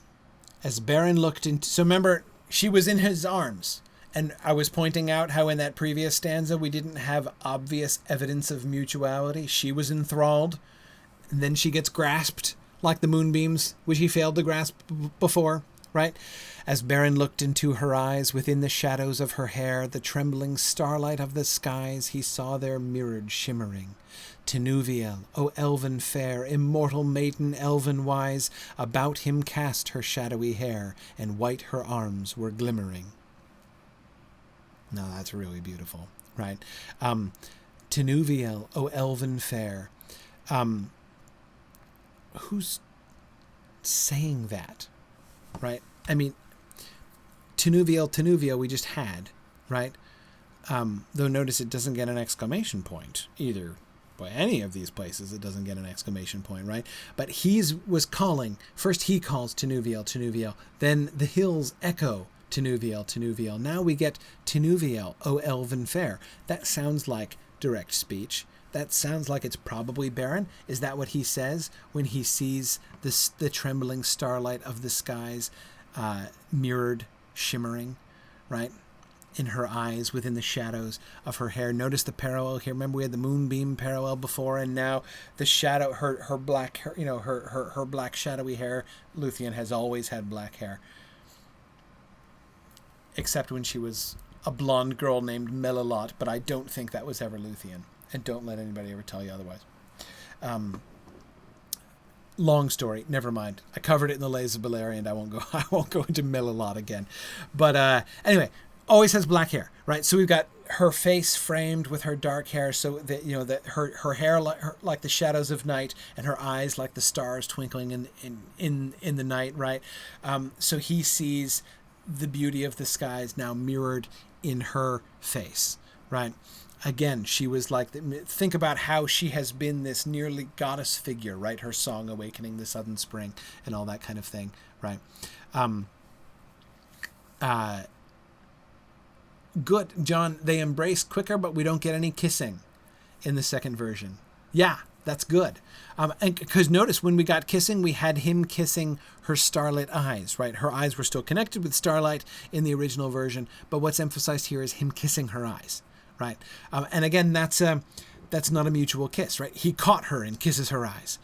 Now she doesn't seem to mind, right? She waited for him. Love delayed her, right? So she loves him, totally mutual. It's all perfectly okay. But again, the first stanza, the stanza in the first one is the story of Beren winning, right? Of Beren achieving his desire.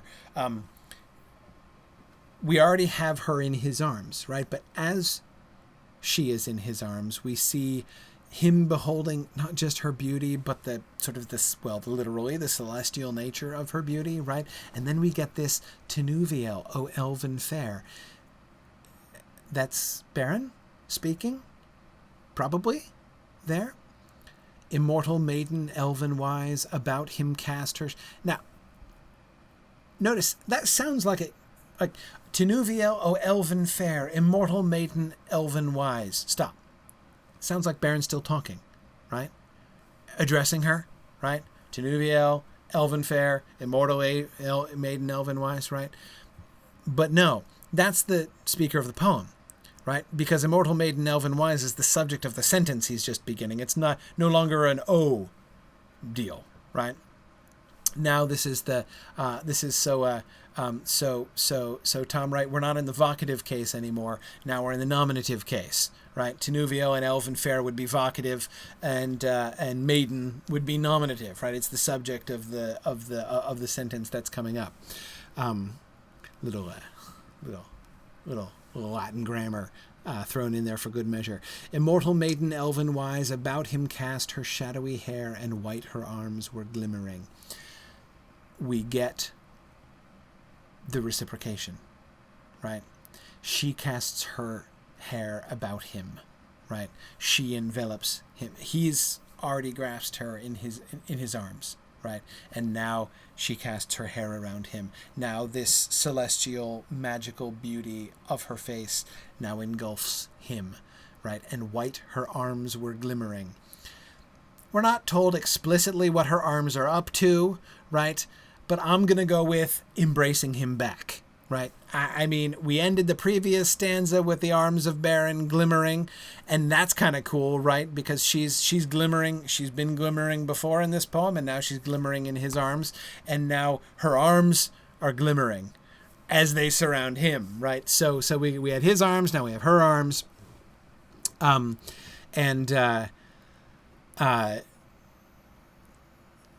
Yeah. Now, okay, Kelly, I like that reading. Kelly thinks that Tinuviel, O elven fair, that the narrator of the poem, the speaker of the poem, is crying out to Tinuviel because he knows her significance and knows her fate. And Kelly thinks that that's anticipated in the fact that the next word was immortal. Oh, elven fair, immortal maiden. Let us emphasize immortal, right? Because that, is going to become an issue later on. Yeah, I mean, I kind of like the reading that says this is the speaker getting caught up in things, right? The speaker himself addressing Tinuviel because he too is caught up in the moment. I could buy it. Tom likes it too. Yeah, Tom says you're right. You're probably right. Yeah.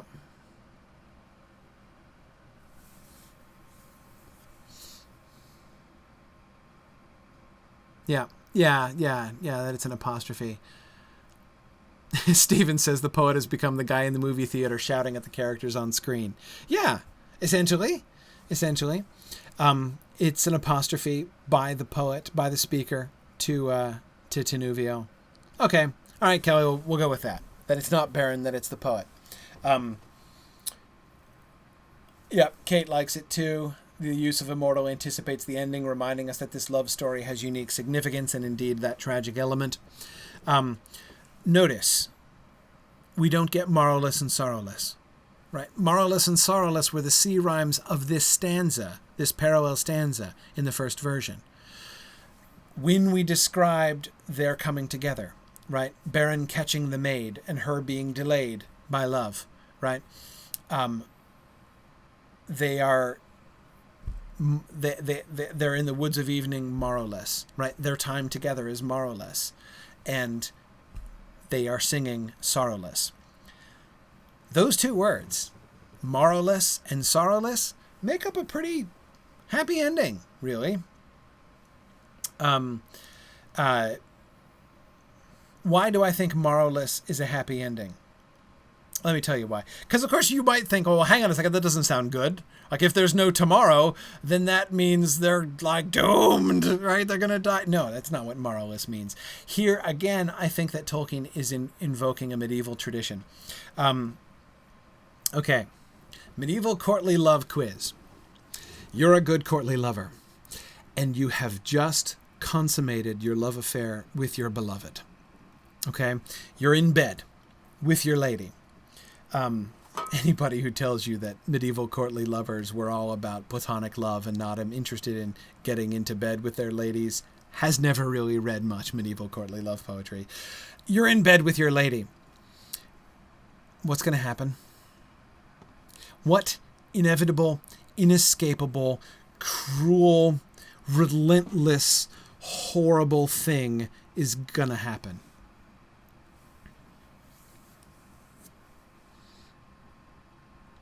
Exactly, Kimber.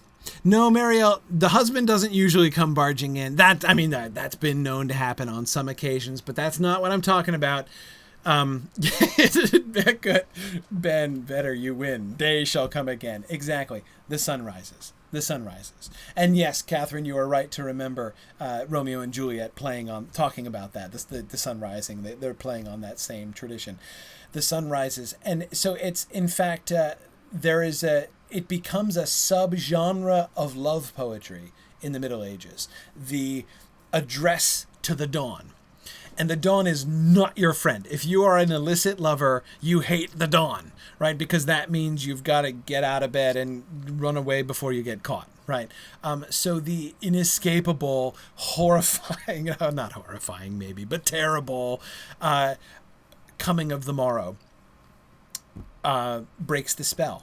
Right? You're in this moment which seems like eternity and you're translated into bliss, and then the sun rises, the next day comes, mundane life, and, the concerns of the mundane world, which may or may not, Marielle, include an irate husband, intrude themselves upon the bliss of your amorous existence. So if you are in the woods of evening morrowless, that's a really, really good. They're living the dream, man. No more. The sun is never going to rise on their love. They're never going to wake up and realize that things have to change, and that's why they're sorrowless. And that's why morrowless rhymes with sorrowless, right? It's a fitting rhyme in that way. We don't get morrowless and sorrowless in this stanza, right? We get shimmering and glimmering, right? Playing on that moonbeam starlight thing, right? And again, I just absolutely love. Notice and I say we've gotten that before. She was glimmering and shimmering in the previous stanza. He repeats the C rhyme, one stanza to the next, shimmering and glimmering 2 times in a row, right?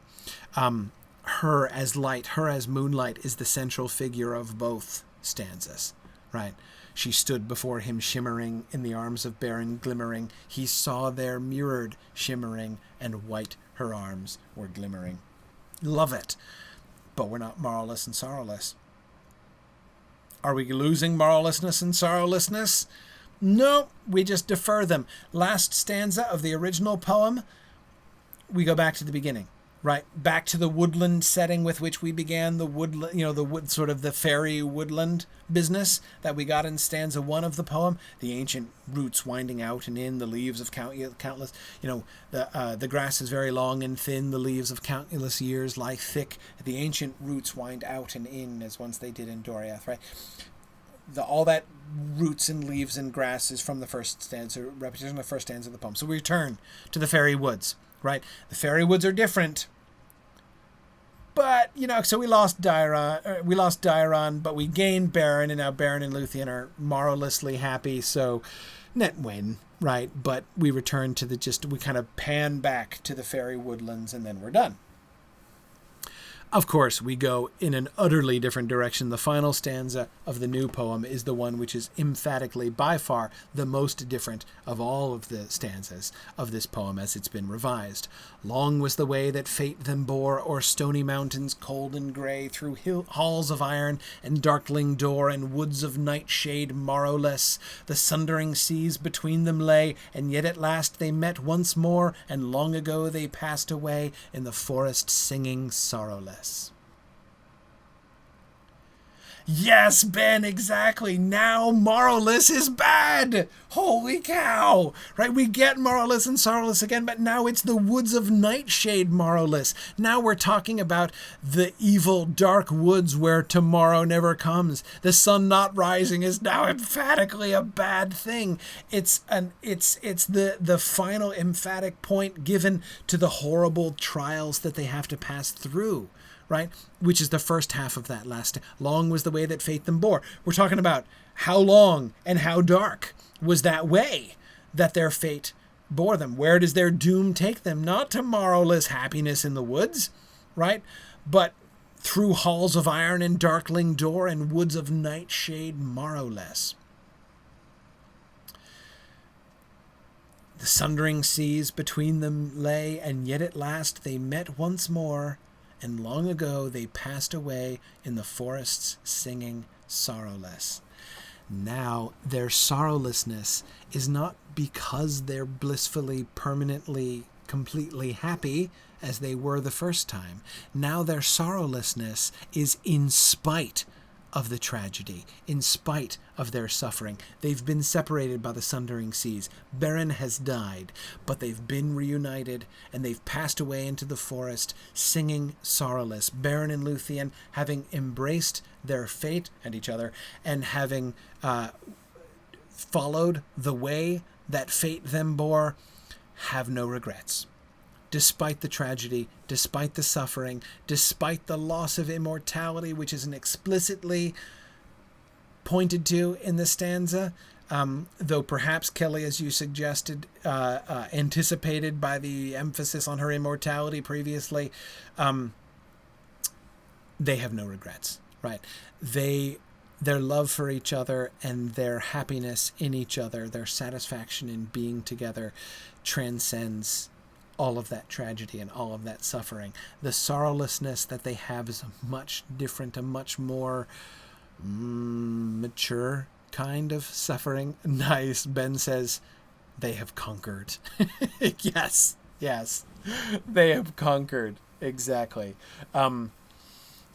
Kimber Nelson says, to think Tolkien struggled so many times to write and rewrite their whole story, and he nails it in one stanza.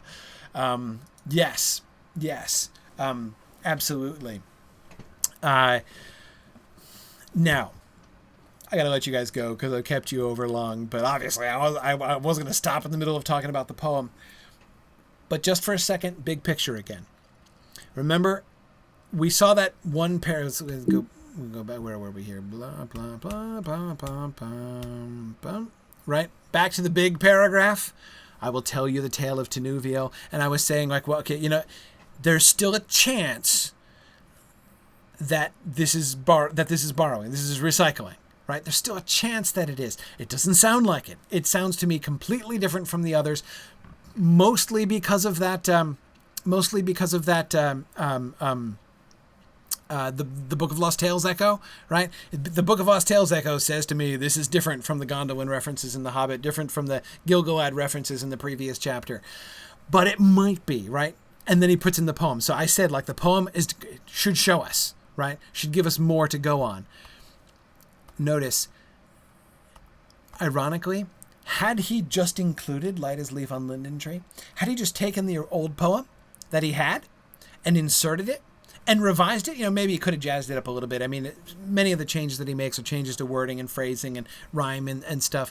If he had just done that but kept the story the same, if we still had the original Morrowless and Sorrowless at the end of this poem, it might be a borrowing. In fact, I almost certainly would have thought so if he had kept it that way. But he doesn't keep it that way. Notice what the shift that he does in the story. We can talk about the shift from idyllic happiness to tragedy and stuff. That's all important. The presence of doom in the second version of the poem, all obviously hugely important. But notice it's also connected to history. The original poem is not connected to history, right? It's not exactly the Beren and Luthien story. I argued, by the way, at the time that when I did the Laser Balerion class, that he wrote this poem separate. This was a separate poem, and it became the Beren and Luthien story. And this is what changed. Before he wrote this poem, Beren was an elf. Beren wasn't even mortal in the Book of Lost Tales. This was an elf romance in the first version of the story. Then he writes this poem, the original poem there on the left-hand side. And then when he rewrites the Beren and Tinuviel story, guess what? Beren is mortal now. Right. Now Beren and Luthien, So this story informs the Beren and Luthien story in the mythology, not the other way around, the old one.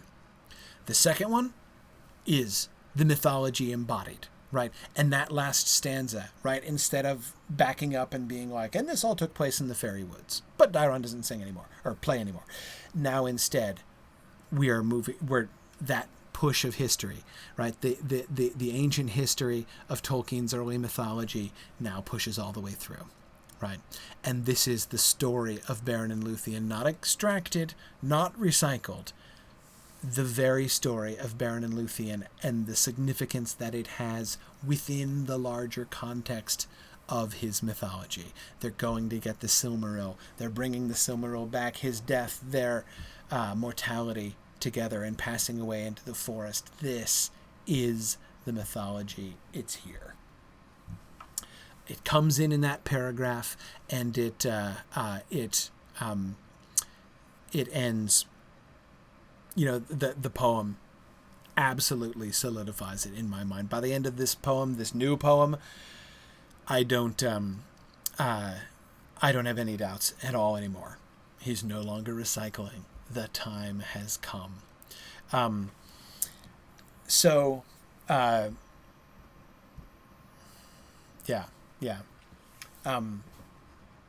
Good. Kate, very good.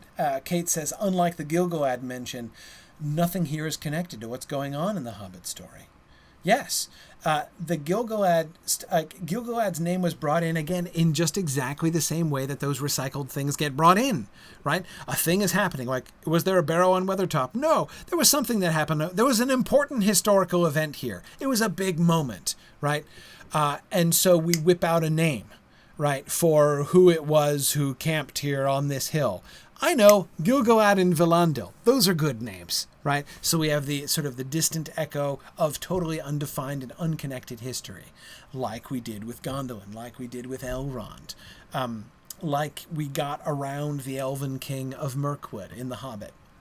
Yes, Kate, that's exactly why the Gilgalad reference still sounds like that to me. But you're right.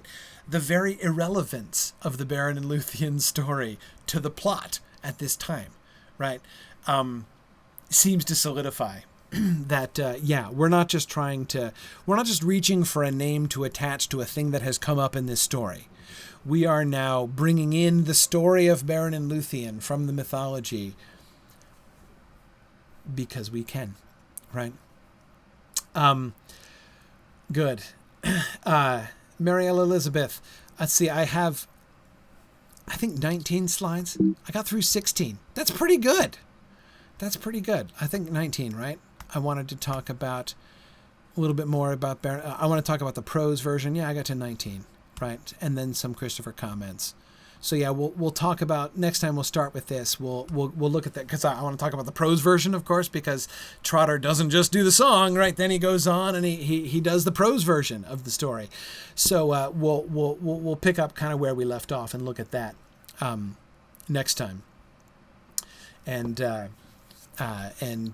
we'll move. I promise we'll get to the Ford next time. So do keep reading there. All right. So thanks very much. Thanks for joining me for this big moment, right? This is huge, right? That is huge. And I don't know about you, but when I get to that moment in the Fellowship of the Ring, when Strider, as of course eventually is going to be given to Strider, when he utters the fateful words, "But I will tell you the tale of Tenuvio," right? I will never look at that paragraph the same again. Thanks, everybody. Good night. And I will see you guys next week for the flight to the Ford. Bye now. Good night.